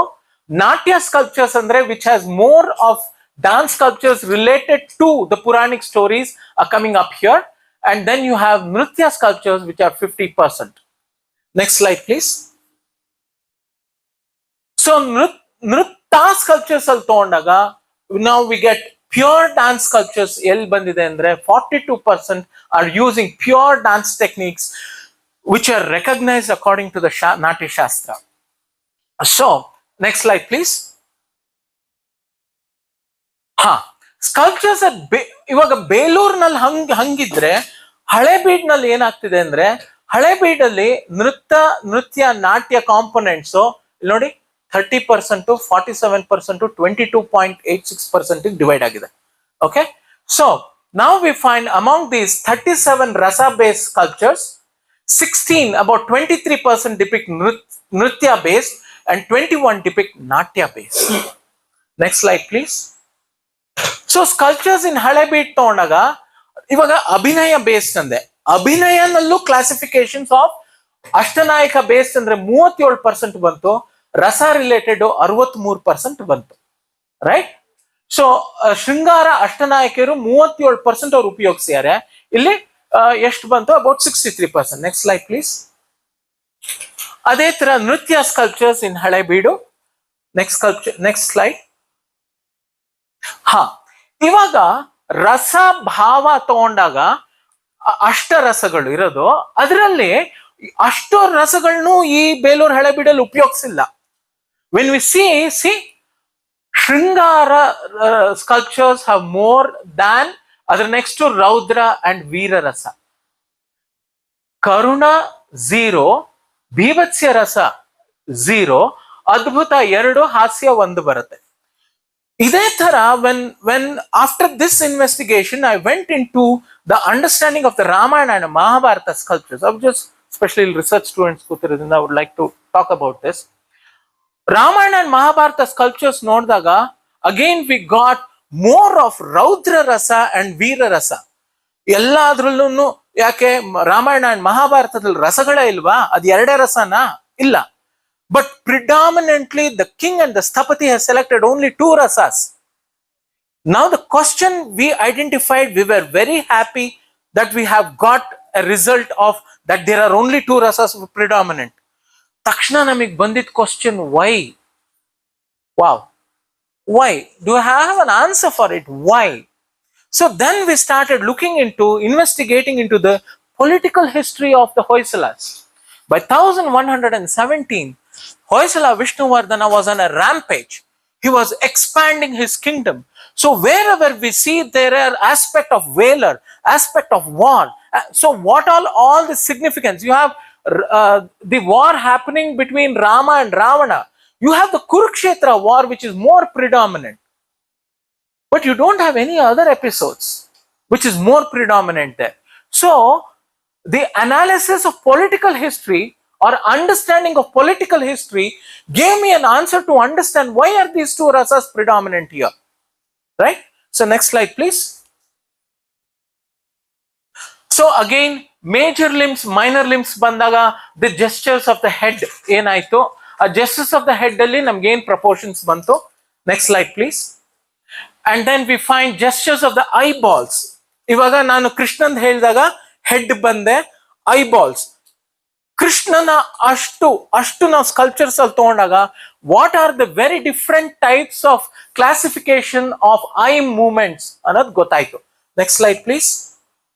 Then gestures of the eyelids, ಈ ಬರೀ ಈ ಕಣ್ಣಿನ ರೆಪ್ಪೆ movement ಅವನು ಎಷ್ಟು ಕೊಟ್ಟಿದ್ದಾನೆ, ಆ ಸ್ಕಲ್ಪ್ಟರ್ ಎಷ್ಟು ಸ್ಕಲ್ಪ್ಟ್ ಮಾಡಿದ್ದಾನೆ. ಒಂದೊಂದು ಸ್ಕಲ್ಪ್ಚರ್ದನು ಬರೀ ಕಣ್ಣು ನೋಡೋದಲ್ಲ, ಕಣ್ಣು, ಕಣ್ಣಿನ ರೆಪ್ಪೆ, ಕಣ್ಣಿನ ಗುಡ್ಡೆ ಒಳಗಿರೋ ಪ್ಯೂಪಿಲ್, ಅದಷ್ಟು ಕ್ಲಾಸಿಫಿಕೇಶನ್ಸ್ ಈ ರಿಸರ್ಚ್ ಅಲ್ಲಿ ಹೋಗಿದೆ. ಸೊ ಅವಾಗ ನೋಡಿದಾಗ ನಿಮಗೆ ಗೊತ್ತಾಗತ್ತೆ exactly how the sculptor has try to understand and you get a lot of differences. ಎಲ್ಲಾ ಸ್ಕಲ್ಪ್ಟರ್ಲು ನಾವು ಮೆಷಿನ್ ಅಲ್ಲಿ ಮಾಡ್ದಂಗೆ ತೆಗೆದಿಟ್ಟಿಲ್ಲ ಅಲ್ಲಿ. That is a very wrong interpretation by the Western theoreticians who say that Hoysala art is plastic. ಅಂದ್ರೆ ಒಂದೇ ತರ ಕಾಣುತ್ತೆ ಅಂತ. Sorry for I contradict that statement of the Western archaeologists and Western art historians because they haven't gone into the very in-depth micro analysis and nuances of understanding Hoysala sculptures. So next slide please. And again, gestures of the eyebrows. Idi Hoysala idal tondaga how many different varieties of eyebrows and its proportions. Next one. Then gestures of the nose. What are the different types of gestures of the nose? See, look here, how beautiful it is. ಇಡೀ ಹೊಯ್ಸಳ ಆ ಎರಡು temple ಅಲ್ಲಿ ತಗೊಂಡಾಗ the treatment of the eyebrow, ಉತ್ಕ್ಷೇಪ 51% ಇದೆ, ಚತುರ 31% ಇದೆ, ಕುಂಚಿತ 3% ಇದೆ, ಸಹಜ 14% ಇದೆ, ರೇಚಿತ 1% ಇದೆ. These are the different micro variations of the representation of just the eyebrows of the sculptures in the Hoysala, Belur and Halebid. The next slide please. Again, the gesture of the cheek, position, cheek. ಒಬ್ಬ sculptor ಕೂತ್ಕೊಂಡು sculpt ಮಾಡ್ತಿರ್ತಾನೆ. ಇಡೀ ಬೇಲೂರಿನಲ್ಲಿ ತಗೊಂಡಾಗ ಈ cheek ಮಾತ್ರ ತಗೊಂಡಾಗ how many different variations of the cheek in sculpting he has brought out. So that knows the nuances of the technical nuances and know-how of the sculptor. Next slide. Again, ಅದೇ ತರ lower lip in proportion bantu. Next slide please. Then what is the gesture of the chin? Idu matra, ee chin. Next slide. Sorry, one slide back. Asya, that is of the mouth, right? Yes, two different variations. Next slide. Then about the position of the neck. Okay, na neck ಬಗ್ಗೆ ಹೇಳಿದೆ. So these are the different type, these are the different proportions in which the sculptor has. ನಾನು ಇಲ್ಲಿ ಹೇಳ್ತಿರೋದು ಏನು ಅಂದ್ರೆ, ultimately why am I stressing so much on all these things is I'm very excited to know the sculptor. ನಂಗೆ ಯಾರ ಚಿಂತೆನೂ ಇಲ್ಲ. ಆ ರೂವಾರಿ ಇದಾನಲ್ಲ, ಆ ರೂವಾರಿಗೆ ಎಷ್ಟು ತರ ಜ್ಞಾನ ಇತ್ತು ಅನ್ನೋ ತಿಳ್ಕೊಳ್ಳೋದು ನನ್ನ ಆಸಕ್ತಿ. So all this analysis is nothing great what I have done. I am trying to understand how great that ರೂವಾರಿ is, how that great sculptor is about that Vishwakarma. ಅವನಿಗೆ ಎಷ್ಟು ಯಾವ ಲೆವೆಲ್ ಅಲ್ಲಿ ಒಂದು ways of skills, we call it as skills. Okay, next slide please. So again, the chin,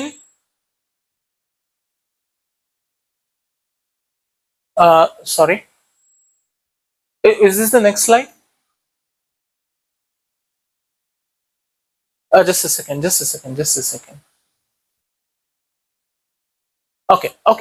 Let it be. Well, let's go to the next slide. No, gestures of the hand and title. We'll go to that slide. Okay, fine. Next one. Next. We're going 2 back. Next.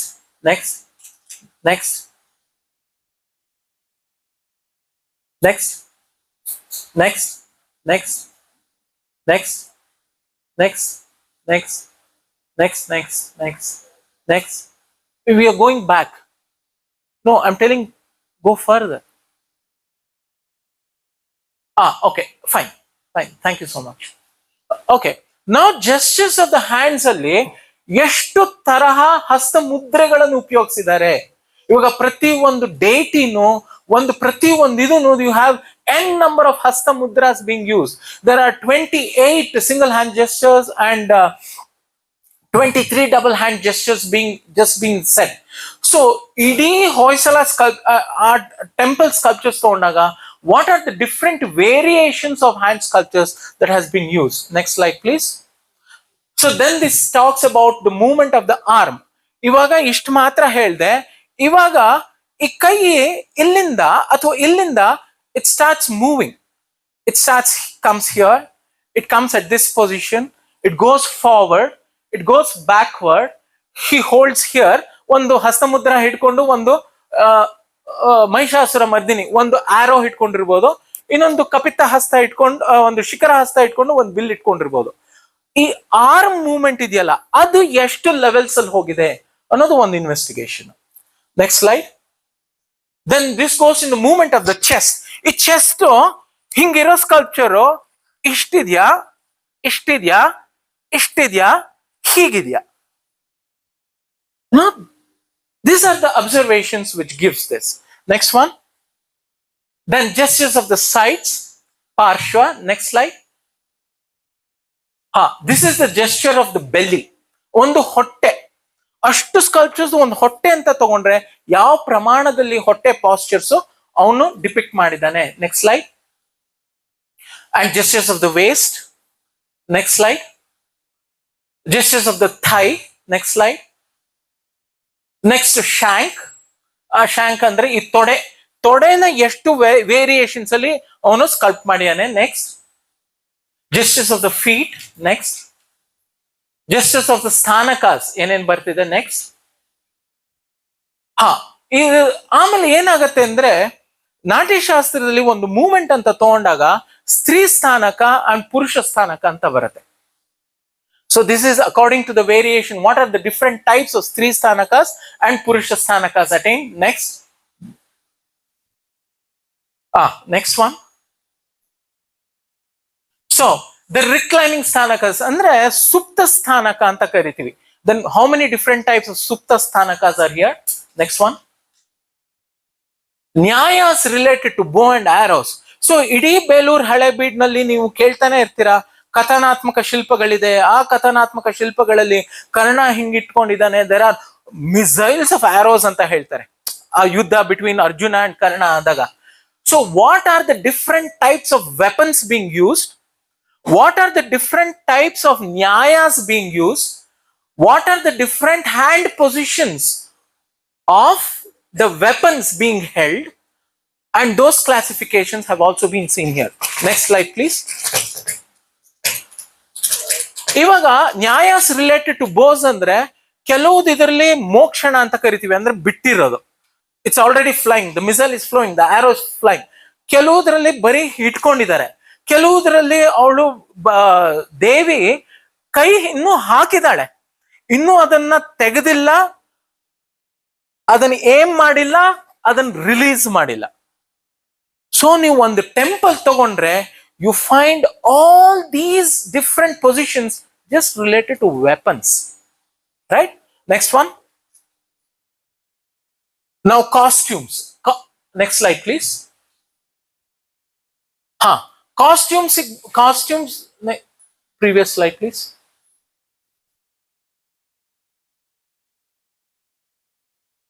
Illa costumes ahari anta barte. Go on previous. One previous slide, please. Right. So ಇವಾಗ ನಾಲ್ಕಿದರಲ್ಲಿ ಪುಸ್ತ, ಅಲಂಕಾರ, ಅಂಗರಚನಾ and Sanjeeva ಅಂತ ಕರೀತೀವಿ. ಸಂಜೀವ ಅಂದ್ರೆ representation of animals. Representation of animals ಅಂತ ಎಲ್ಲಿ ನೋಡಿದಾಗ ನಿಮ್ಗೆ ಎಲ್ರಿಗೂ ನೋಡಿರ್ತೀರಾ. I'll just give you one small example which is very flabbergasting. According to ಸೋಮೇಶ್ವರಸ್ Manasollasa ಒಂದು ಅಲ್ಲಿ ಡಿಪಿಕ್ಷನ್ ಇದೆ. ಏನು ಅಂದ್ರೆ ಒಬ್ಳು ಶೀಸ್ 42 ಮದನಿಕ ವಿಗ್ರಹಸ್ ಎಲ್ಲ ಬರುತ್ತೆ. ಒಬ್ಳು ಬೋ ಅಂಡ್ ಆರೋ ಇಟ್ಕೊಂಡಿಯಾಳೆ, ಇನ್ನೊಬ್ಳು ಒಂದು ಜಿಂಕೆನ ಹಿಂಗ್ ಇಟ್ಕೊಂಡಿಯಾಳೆ. ಆ ಜಿಂಕೆನ ಕತ್ತಿಗೆ ಇದು ಮಾಡಿಯಾಳೆ, and that is a female jinke. Someshwara Manasollas ಅಲ್ಲಿ ಏನ್ ಹೇಳುತ್ತೆ ಅಂದ್ರೆ that was one of the vinodas of the kings and queens. ಅವ್ರು ಏನ್ ಮಾಡ್ತಿದ್ರು ಅಂದ್ರೆ ಫೀಮೇಲ್ ಜಿಂಕನ್ನ ಕಾಡಿಗೆ ಕರ್ಕೊಂಡು ಹೋಗ್ತಿದ್ರು. ಆ ಫೀಮೇಲ್ ಜಿಂಕೆನ ಬಿಡ್ತಿದ್ರು. ಅವರು ಟ್ರೀ ಟಾಪ್ ಮೇಲೆ ಕೂತ್ಕೊಂಡು ಬೋ ಅಂಡ್ ಆರೋಸ್ ಅನ್ನು ಹಿಡ್ಕೊಂಡು ready ಆಗಿರ್ತಿದ್ರು. Once when the male ಜಿಂಕೆಗಳು are attracted towards the female ಜಿಂಕೆ, then the hunting used to happen. So that representation, that is the representation of Sanjeeva. So ಆ ಥರ animal representation with human beings ಎಲ್ಲಿ ಬರ್ತಿದೆ? There are 87 representations like this that we can see in this temple. Next slide. Okay, ಆಮೇಲೆ next slide please. Male ornaments. ಇವಾಗ male and female, ಇವಾಗ ornaments ಅಂತ ಹೇಳ್ಬಿಟ್ಟೆ. Ornaments are also divided into male ornaments are different, female ornaments are different. Next slide. So male neck ornament. Next slide. So then these are the very different types of ornaments and its proportions. Next one. Female ornaments, again its classification, how many different types. See, these are the different types of classification of ornaments, and these proportion shows how many of them have been represented in these sculptures anta nimge torsutte. Next slide. So female ornaments, so ivaga ear ornaments, so kundala, shikapatra, then kamika, then karnavalaya, then so ee thara you have aveshtika. Then you have n number of series of ornaments. Next one. So upper arm ornaments, again, arm ornaments in takshana, upper arm, lower arm, fingers, all these ornaments and its classification. Next slide. Then ornaments of the neck. Next slide. Next slide. Of the fingers, anguli. Adna anguli vibhushanam anta karitare. Next one. Ornaments of the hip, it's called a Shroni Sutra, Skanchi, Mekhala, Rashana and Kalapa. These are the 4 different classifications just of the waist ornament. Now adre ನಾನು one belt ಹಾಕೊಂಡಿದ್ದೀನಿ, ಅವರು 4 ವಿಧವಾದ ಬೆಲ್ಟ್ಗಳನ್ನ ಹಾಕೊಳ್ತಿದ್ರು, right? So it's an ornament. Okay, next one. Again, different female ornaments. Next one. So ankle ornaments, ಬರೀ ಈ ಕಾಲ ankle classification of ankle ornaments. Next one. Then again, Sanjeeva, representation of Sanjeeva. Next one. Then how many different types of, see, just idana kivig hakoli. See, the different types of weapons what they have used are Shatagni, Shula, Tomara, Shakti, Khadga, Chakra, Pattisa, Danda, Kheta, Pratishirshakam and Chatram are the few depictions identified in various cultures of Belur and Halebeed. Okay, next one. So yeah, idu Shringara Ashtanayakero. Ashtanayakರಲ್ಲಿ Vasaka Sajja takes the most predominant place in Vasaka, and this is the statistical analysis of how many this thing. Next slide. Again, next slide. And inmates of the harem in a dance sequence. Suppose ನಾವು ಏನಂತಿದ್ವಿ, ಇದು ಶಾಂತಲೆಗೆ ಸಂಬಂಧಪಟ್ಟಿದ್ದು. Suppose if I consider another ಪ್ರಶ್ನೆ ಹಾಕೊಂಡಾಗ, if she is Natya Rani Shantala herself sitting there, then ಅವ್ರಿಗೆ ಏನಿರ್ತಾರೆ, ಪರಿಚಾರಿಕೆಯರು, ದಾಸಿಗಳು ಇವರೆಲ್ಲ ಇರ್ತಾರೆ. How many different classifications of ಪರಿಚಾರಿಕೆಯರು she has also been recognized in these sculptures. So ಇವಾಗ ನಾವು ಮಾಡಿದಾಗ ಏನಾಗುತ್ತೆ ಅಂದ್ರೆ, okay, so these are the inmates of the harem. Next one. So musical instruments, what are the alli avanadha vadya andre covered instruments, then we have ghanavadya andre cymbals itkondirodu, then sushira vadya gali instruments and talavadya. So these are the different types and these are the different classifications. Next slide. Okay, next we'll go to the next. So that tells all what I'm trying to tell here is about in detail about another very important thing. ಇವಾಗ ಏನಾಯ್ತು, ಸರಸ್ವತಿ ವೀಣೆ ನುಡಿಸ್ತಾಳೆ, ಸರಸ್ವತಿ ವೀಣೆ ಕೆಳಗಡೆ ಒಬ್ರು ಮೃದಂಗಕಾರರಿದ್ದಾರೆ, ಆಮೇಲೆ ಇನ್ನೊಬ್ರು symbol ನುಡಿಸ್ತಾರೆ, ಇದು ಮಾಡ್ತಾರೆ. ಮೃದಂಗಕಾರರನ್ನ ತಗೊಂಡಾಗ ಯಾವ ತರಹದ ಅವನದ್ಧ ವಾದ್ಯ ಅಂತ ಕರೀತಾರೆ. ಅದನ್ನ ಆಲಿಂಗ್ಯ ಅಂದ್ರೆ ಇವತ್ತು ಎಡಿಕ್ಕಿ ಅಂತ ಇವರು ಕೇರಳದವ್ರು ಉಪಯೋಗಿಸ್ತಾರೆ. ಅದನ್ನ ಇದ್ ಮಾಡ್ತಿರ್ತಾರೆ, ಅದನ್ನ ಒಂದು ಇದ್ರಲ್ಲಿ ಸ್ಟಿಕ್ ಅಲ್ಲಿ ಅದನ್ನ ಸೌಂಡ್ ಬರೆಸ್ತಾರೆ ಅಂಡ್ ಹ್ಯಾಂಡ್ ಇದ್ರಲ್ಲಿ ಅದನ್ನ ಸೌಂಡ್ ಕಂಟ್ರೋಲ್ ಮಾಡ್ತಾರೆ. ಬೇಲೂರು, ಹಳೆಬೀಡು ಆಮೇಲೆ ಹೊಯ್ಸಳರು ಇಲ್ಲಿಗೆ ನಿಲ್ಲಲ್ಲ.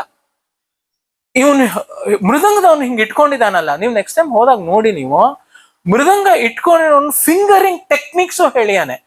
ಅಲ್ಲಿ ಏನ್ ಹೇಳುತ್ತೆ, ಸಮಪಾಣಿ, ಅರ್ಧಪಾಣಿ, ಅರ್ಧರ್ಧಪಾಣಿ. So he is using a complete palm, half palm, quarter palm and the position of the fingers. So ಇದಿಷ್ಟು ಯು ಫೈಂಡ್, ಇಲ್ಲಾಂದ್ರೆ ಸುಮ್ಮನೆ ಇವಾಗ ಅಲ್ಲಿ ಮೃದಂಗ ನುಡಿಸ್ತಿರೋರು ಇರ್ಬೇಕು. ಒಂದು ನಾಟ್ಯದ ಸೀಕ್ವೆನ್ಸ್ ಅಂತ ತಗೊಂಡಾಗ ಬರೀ ಮೃದಂಗದವ್ರನ್ನ ಇಟ್ಕೊಂಡಿರೋದು ಹಿಂಗೆ ತೋರಿಸ್ಬೋದು. ಅಲ್ಲೂ ಫಿಂಗರಿಂಗ್ ಟೆಕ್ನಿಕ್ ಅವ್ನು ತೋರಿಸ್ಬೇಕು ಅಂದ್ರೆ ಅವನಿಗೆ ಫಿಂಗರಿಂಗ್ ಟೆಕ್ನಿಕ್ ಗೊತ್ತಿರ್ಬೇಕು. ಆಗ ಮಾತ್ರ ಅವನಿಗೆ ಫಿಂಗರಿಂಗ್ ಟೆಕ್ನಿಕ್ ಏನು ಅಂತ ತೋರ್ಸಕ್ಕಾಗೋದು.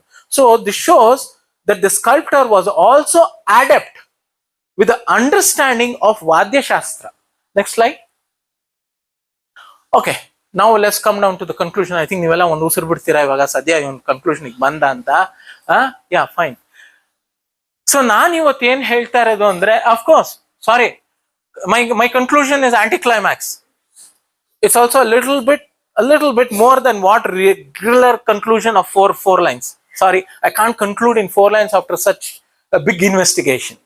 ಓಕೆ, ಸೊ ಕನ್ಕ್ಲೂಷನ್ ಅಲ್ಲಿ ಏನಾಗತ್ತೆ ಅಂದ್ರೆ, ಇವಾಗ ಇಷ್ಟೆಲ್ಲ ನಾವು ಮಾಡಿದೀವಲ್ಲ, ಇದರಿಂದ ಏನ್ ರಿಫ್ಲೆಕ್ಷನ್ಸ್, ಇದರಿಂದ ಏನ್ ಉಪಯೋಗ, ಈ ನಾಲೆಡ್ಜ್ ನಾವು ತಗೊಂಡು ನೋಡ್ಕೊಂಡು ನಮ್ಗೇನು ಉಪಯೋಗ ಇದೆ ಅನ್ನೋದನ್ನ ನೋಡಿದ್ರೆ the analysis reflects on the schooling of scheme of sculptural treatment. ಕಲ್ಯಾಣಿ ಚಾಲುಕ್ಯರಿಂದ ರೂವಾರಿಗಳು ಹೊಯ್ಸಳರಿಗೆ ಬಂದಾಗ we find lot of differences from the sculptures of Kalyani Chalukya. Right from when we are tracing from the Guptas, we are finding lot of change. Even in the Guptas, even in the Buddhist schools of thoughts, very different schools of thoughts. Apart from the Hinayana, Mahayana and Vajrayana, the school of sculpting ideyala, Western Rocket Caves, it itself reflects a very different school of sculpting. Bere kade. You know, you have the Saranath school, the Mathura school, the Gandhara school of art just related to Buddhism. What are that? Schools of thoughts of representation of Buddha in so many different ways. So also you find the different schools of thoughts in the LL Bandro. The analysis of the 12th century in the 21st century. Andre, we also come to know that ನಾಟ್ಯ ಶಾಸ್ತ್ರನ ಒಂದು text ಅನ್ನ ಬರೆದಿಟ್ಬಿಟ್ಟು ಹೋದ್ರೆ ಹೊರತು ಯಾವನು ಅದಕ್ಕೆ sketches ಬರಲಿಲ್ಲ, photography ಬಿಟ್ಬಿಟ್ಟು ಹೋಗ್ಲಿಲ್ಲ. Now, where are these texts being hidden? Andre, in sculptures. So you need to understand. So it is also a way of understanding the Shastra. Many a times, 10ನೇ ಶತಮಾನದಲ್ಲೇನೆ Abhinava Gupta ಬಂದು ಹೇಳ್ತಾನೆ, who has written a commentary for Natya Shastra. Somewhere I do not understand what Bharata is telling. 10ನೇ ಶತಮಾನದಲ್ಲೇನೆ Abhinava ಗುಪ್ತ ಅಂತ ಮಹಾ ಆಚಾರ್ಯನೇ ಹಂಗೆ ಹೇಳಿರ್ಬೇಕಾದ್ರೆ 21ನೇ ಶತಮಾನದಲ್ಲಿ ನಾವು ಕೂತ್ಕೊಂಡು ನಮ್ಗೆ ಇದು ಅರ್ಥವಾಗ್ಲಿಲ್ಲ ಅಂದ್ರೆ ಅದ್ಲೇನು ಉತ್ಪ್ರೇಕ್ಷೆ ಇಲ್ಲ. ಆದ್ರೆ ಅದು ಅರ್ಥೈಸ್ಕೊಳ್ಳಕ್ಕೆ we are so lucky that we have these sculptures. Okay, so it also includes the reflection of understanding Shastra, sculptors' imagination and creativity. ನಾನು ಇದ್ರ ಬಗ್ಗೆ ಹೇಳ್ತಾನೆ ಇದ್ದೀನಿ. Next slide please. So the sculptures themselves stand as a model for practical betterment. Shastra seems to have enabled the preservation and transformation of knowledge to future generation. So Shastra ಅನ್ನೋದು ಆ generation the next ಜನರೇಷನ್ಗೆ ಹೆಂಗೆ ಅವ್ರು transfer ಮಾಡ್ತಿದ್ರು ಅಂದ್ರೆ it is we can also understand it through sculptures. So the uniformity of the sculptures, constant repetition of the Shastra elements occurring to minute differences can also be seen here. And there are also similarities and differences. Next slide please. The aspects reveals the speciality of stylization of sculpting ಮೇಲೆ ಇದು ಬಹಳಷ್ಟು ಬೆಳಕು ಚೆಲ್ಲುತ್ತೆ. PAN Indian text ಗು regional text ಗು ಇಂಟರ್ಫಿಯರೆನ್ಸಸ್ cross roads ಅಲ್ಲಿ ಬರ್ತಿದೆ ಅಂತ ಅರ್ಥ ಆಗುತ್ತೆ. Next slide. And it also tells about art production and elements like flora and fauna. So again, when we get back to the political history, see, this is one of the very great mistakes done by Indian historians. And when we now ತಪ್ಪು ಮಾಡ್ತೀವಿ, ನಾನು art historian ಅನ್ಬಿಟ್ರೆ political history ಕಟ್ಕೊಂಡು ನಂಗೇನಾಗಬೇಕು, ಬರೀ ಯುದ್ಧಗಳು, negligence. Political history ಓದೋರು art ಕಟ್ಕೊಂಡು ನಂಗೇನಾಗಬೇಕು, ಏನೋ ಒಂದಷ್ಟು ಕೆತ್ಬಿಟ್ಟು ಹೋಗಿದ್ದಾರೆ, ಅದಕ್ಕೂ ನಂಗೂ ಸಂಬಂಧ ಇಲ್ಲ, ಇವನ್ ಎಲ್ಲಿ ಯುದ್ಧ ಮಾಡ್ದ ಅನ್ನೋದು ನಂಗೆ important. No, we need to know all if we have to come to a conclusion of a particular society. I should know political history, also I should know cultural history as well as art history. Now get back to your textbook syllabus. How much of variation and proportions is political history to art history in your textbooks? ಹೊಯ್ಸಳರ ಬಗ್ಗೆ ಓದ್ತೀರಾ, ಹೊಯ್ಸಳರ art ಬಗ್ಗೆ ಎಷ್ಟು ಓದ್ತೀರಾ? ಚೋಳರ ಬಗ್ಗೆ ಓದ್ತೀರಾ, Chola art ಬಗ್ಗೆ ಎಷ್ಟು ಓದ್ತೀರಾ? ಆ ಮಹಾರಾಜ ಬಂದ, ಕುಲೋತ್ತುಂಗ ಚೋಳ ಬಂದ, Rajaraja Chola, Rajendra Chola, okay fine, genealogy, chronology. What did they do? Brihadeeswara temple. ಅದಾದ್ಮೇಲೆ ಬೃಹದೇಶ್ವರ ಟೆಂಪಲ್ ನಲ್ಲಿ ಏನಿತ್ತು? ಇಲ್ಲ. Right? So somewhere in the study of history, we as educationalists, we need to think how to balance our syllabus. Isn't it so? We need to balance our syllabus. We're not balancing our syllabus. That's the greatest. How many of you have read about Raja Martandavarman of Kerala?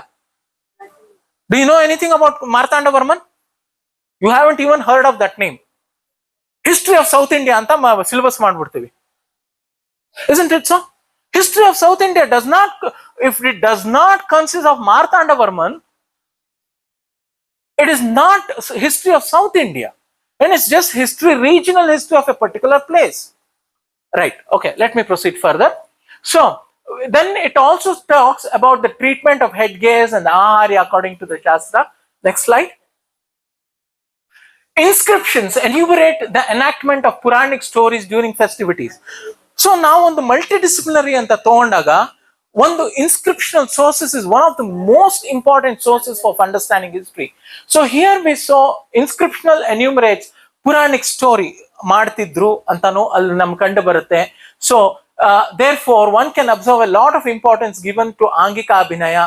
So we find ultimately ಹಸ್ತಮುದ್ರೆ static to kinetic postures ಅಂದ್ರೆ ಒಂದು postural freezing ಇಂದ ಮುಂದೆ ಹೇಗೆ kinetics ಬರ್ತಿದೆ ಸ್ಕಲ್ಪ್ಚರ್ಲಿ ಅನ್ನೋದು ಗೊತ್ತಾಗುತ್ತೆ. Next slide please. So ಇಲ್ಲಿ ಇನ್ನೊಂದು ಏನ್ ಗೊತ್ತಾಗತ್ತೆ ಅಂದ್ರೆ the involvements of gods in dances. It's not only normal people friezes completely ಇದೆ. We have also recognise that deities dance in dance mode, then normal people also in dance mode ಎರಡು ಇದೆ. So this clearly shows that 10ನೇ 11ನೇ ಶತಮಾನದಲ್ಲಿ ನೃತ್ಯಕ್ಕೂ ಹಾಗೂ ಸಂಗೀತಕ್ಕೂ ಒಂದು temple ಮೇಲೆ ಅದರ ರೆಪ್ರೆಸೆಂಟೇಷನ್ ಬಂದ್ರೆ ಅದರ ಸ್ಥಾನ ಆ ಕಲೆಗೆ ಆ ಸಮಾಜದಲ್ಲಿ ಯಾವ ಸ್ಥಾನಮಾನ ಇತ್ತು ಅನ್ನೋದು it's a reflection of the gods and goddesses. So ಇಲ್ಲಂದಿದ್ರೆ the traditionalist wouldn't have accepted. ಏನ್ರಿ ದೇವ್ರಗಲ್ಲಿ ಕುಣಿಸ್ತೀರೇನ್ರಿ ಕೇಳಿದಿರಲ್ವಾ? ದೇವ್ರ ಕುಣಿಯೋದಂದ್ರೆ ಏನು ಏನ್ರಿ? The Durga herself, Shiva himself, Krishna himself, Ganapati himself is in dance mode. So it clearly shows that what does it show? It was a normal, accepted order of the society to see the deities in dance and music mode. Next slide. So similarly, we find the Natya sculptures, the Nritya sculptures, and the other classifications. Next one.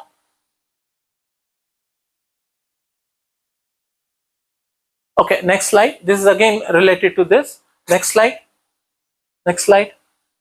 Okay, the quest for science is to understand these elements of nature and to bring suggestions of harmony as an eco balance. So ನಾವು ಒಂದು science ಮೂಲಕ ಹೋದಾಗ ಒಂದು ecological balance ಅನ್ನೋದು ಈ sculptures ನಲ್ಲಿ ಹೇಗೆ ನೋಡ್ತಿದ್ದಾರೆ. ಅದಕ್ಕೇನೆ ಅಲ್ವಾ ನಮ್ದು ಯಾವುದೇ ಓಲ್ಡ್ ಸ್ಕ್ರಿಪ್ಚರ್ಸ್ ತಗೊಂಡ್ರೆ, even right starting from the Vedas, it talks about the propitiation of all the nature. It talks about propitiation of Indra, propitiation of Agni, propitiation of the god of water. Oh God, please do not bring fury in us. Please do not bring flood into our this thing. Whatever you want, I'll give it to you. Please take it and go away. Why does this come? Because it's an affinity towards nature. It's man-environment relationship, and man has already realized in his genetic decoding that he cannot stand against nature. He cannot stand against nature. ಇವಾಗ ಆಗ್ತಿದೆಯಲ್ಲ floods, ಅದ್ರ ಮುಂದೆ ಹೋಗಿ ನಿಂತ್ಕೊಳ್ಳಿ ಕೊಚ್ಚ ಹೋಗ್ತೀವಿ. ಒಂದ್ ನಿಮಿಷ ಮೂಗಲ್ ಉಸಿರಾಡದೆ ನಿಂತ್ಕೊಳ್ಳಿ ಬಿದೋಗ್ತೀವಿ. So he knows that what all is not under his control. The affinity comes. Next slide please. Concern towards nature, seeing divinity in it. So ಅಲ್ಲಿ ಇವಾಗ ಸ್ವಲ್ಪ ಅದನ್ನ ಅತಿ ಮಾಡಿದಾಗ ಅದನ್ನ ನಾವು ಏನಂತೀವಿ, ವಿ ಕಾಲ್ ಇಟ್ ಆಸ್ ಮೂಢನಂಬಿಕೆ ಅಂತ ಕರಿತೀವಿ. But the very basic thing which started with man is ಅಲ್ಲಿ ಡಿವಿನಿಟಿ ಯಾಕೆ ನೋಡಕ್ ಶುರು ಮಾಡ್ದ ಅಂದ್ರೆ it's just simple as it is. It is more than what I can attain. It is more than what I can hold. It is more than, it is a supernatural power. I can't hold these things. Then that is why he called it as, it is some supernatural power, and that is what he sees divinity in that. So elements of flora and fauna gotagate. So I have also guided one of the researchers for a master's dissertation telling about recognition of species of flora and fauna that has been represented in this Hoysala sculptures. So iವಾಗ Hoysala sculpture ಒಬ್ಳು ನರ್ತಕಿ ನಿಂತಾಗ ಅವಳ ಹಿಂದೆ ಏನಿರುತ್ತೆ, foliages ಇರುತ್ತೆ. What foliages? Then the investigation is, ಈ flora ಈ ಫಾನಾನಲ್ಲಿ ಈ species of plants and animals ಇದ್ರೆ what was the diversity, biodiversity during the time of Hoysalas. Malnad ಏರಿಯಾನಲ್ಲಿ, ಹಾಸನ್ ಡಿಸ್ಟ್ರಿಕ್ಟ್ ನಲ್ಲಿ what was the flora and fauna? You don't get some other animal which is there in Antarctica. You get only those animals and plants specially which he identifies around him. So that is also because yakenandre globalization, and when there is global warming, there are so many species of animals and plants that die, which becomes, we call it as a word, extinction. But these are the living indicators which talks about the past biodiversity, which talks about which were the genera and species of plants and animals that were there. Next one, next please. So theatrical positions, then we're talking about Nada Yoga ಬಗ್ಗೆ ಏನು ಹೇಳುತ್ತೆ, melody ಬಗ್ಗೆ ಏನು ಹೇಳುತ್ತೆ, and highlight of the power of music. Next slide. And then understanding of symbolism, ಅಂದ್ರೆ ಪ್ರತಿ ಒಂದರಲ್ಲೂ ಅಲ್ಲೂ ಒಂದು symbolism ಅಡಕೊಂಡಿದೆ. So ಅದ್ರ ಬಗ್ಗೆ ಏನು ಹೇಳುತ್ತೆ. Next one. Okay, the concept of divinity tells about the acceptance of foreign animals into the pantheon of sacred worship, the impact of its strength and gigantic appearances, and its intellectual comprehension. Ivaga aane anta tagondaga, you go and ask any person who is working on animal behavior, he tells you about the cognizance of an elephant. What is the cognitive capacity of an elephant? That power we try to initiate within our own people to say that he is much more an enlightened person. Why do we call Buddha an enlightened person? Because we cannot attain the capacity of what Buddha can think about, concepts of world peace. His intellectual capacity is much higher than what we can all think about to a maximum level. Next slide. So again, we are talking of iconometry and iconology and its reflections, what we can understand. Next slide. So the analysis, ivaga idr ಮೂಲಕ ನಾವು ಈ ಕಲೆಗಳ ಮೂಲಕ ಸಿದ್ಧಿ ಅಂದ್ರೆ ಏನು ಅನ್ನೋದನ್ನ ಅರ್ಥ ಮಾಡ್ಕೋಬಹುದು. Next slide. And the concepts reveal specialization of stylization. It's a direct implication of understanding the school of sculpting and the priority of aesthetic treatments. Ultimately, the deputy director, madam, and the commissioner sir said in the front lounge, oh, we have so many sculptures in the gallery which are so beautiful. What did the word use? Bahala sundaravada idide. Sundara anta band takshana aesthetic treatment. So what they're trying to tell is we have so many, today, if you take me and if we all go to their museum, in museum nalli ittira sculptures ashtunu I can analyze what I'm talking from past 2 hours. You can do this. I mean, I'll tell you, State Archaeology Museum idiyala, it's a wonderful laboratory. If you want to learn analysis of sculptures, just come to this gallery. Take the tools and start analyzing. It is one of the most important laboratories what I have seen, that because it has specimens from different dynasties.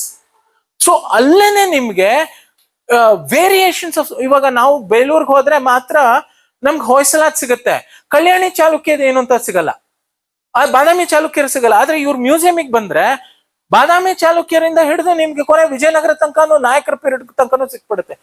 ಇದಕ್ಕಿಂತ ಬೇಕಾ ನಿಮ್ಗೆ? ಇದಕ್ಕಿಂತ ನಮ್ಗೆ resources ಬೇಕಾ ನಮ್ಗೆ? The only thing is, I think so, we are not utilizing the complete resources what the government is providing to us. This itself is enough. ನಾವು ಮೈಸೂರಿಂದ ಎಲ್ಲೂ ಬಸ್ ಮಾಡ್ಕೊಂಡು ಹೋಗ್ಬೇಕಾಗಿಲ್ಲ.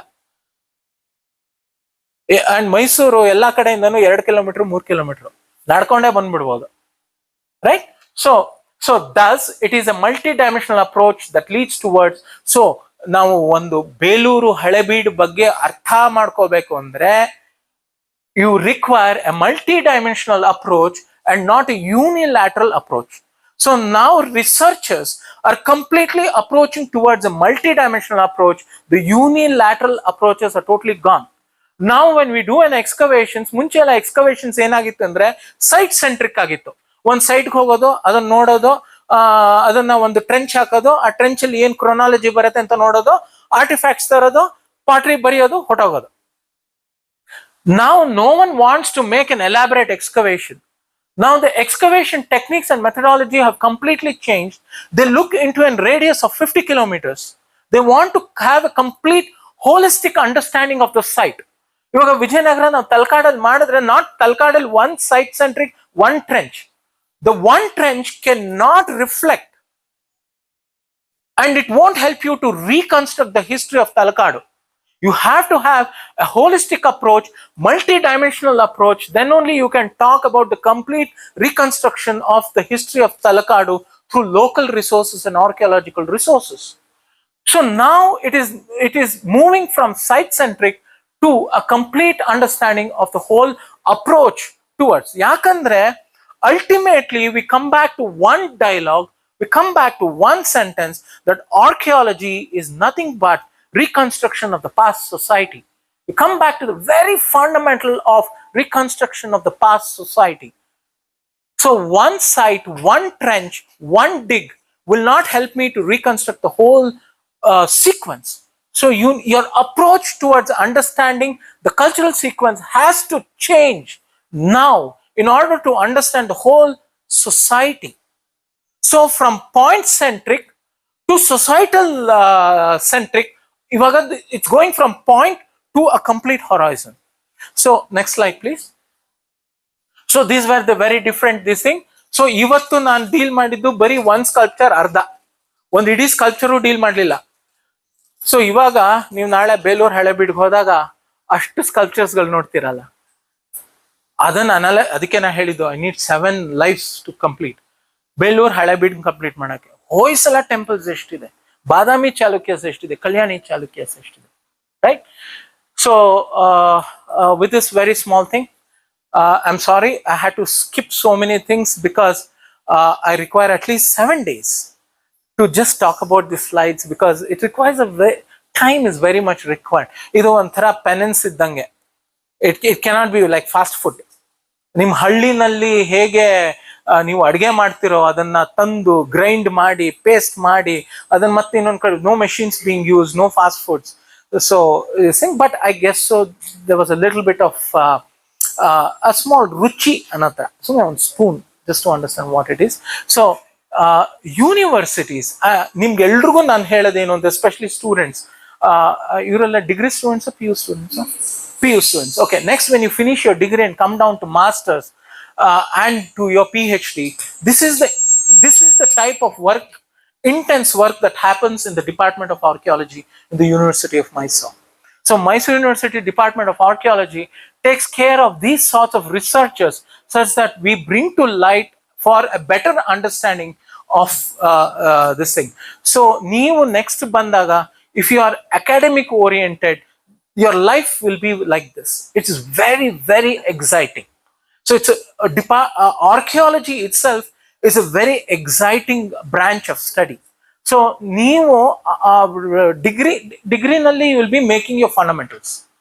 Okay, so ನೀವು ಆರ್ಕಿಯಾಲಜಿ ಓದಬೇಕು ಅಂದ್ರೆ ಎಲ್ಲೂ ಹೋಗ್ಬೇಕಾಗಿಲ್ಲ. ಮಹಾರಾಜಾಸ್ ಕಾಲೇಜ್ ಅಂತ ಇದೆ. ಮಹಾರಾಜಾಸ್ ಕಾಲೇಜಲ್ಲಿ you have department of archaeology, ancient history and archaeology, and archaeology and museology. Archaeology and museology is the one and only in the whole of southern India which teaches you archaeology and museology at bachelor's level itself. Illandre master's level ಗೆ ಹೋಗುತ್ತೆ. ನೀವು ಇಲ್ಲಿ ಮಾಡಿದ ತಕ್ಷಣ you can go to Manas Gangotri and you can get into much more deeper analysis like this. And so Mysore nallene nimge you have both undergrad, then you have masters, and also you have research. So people who are interested in history, archaeology, all the very best for you. And again, I would like to thank Madam, the Deputy Director, for giving me a chance here.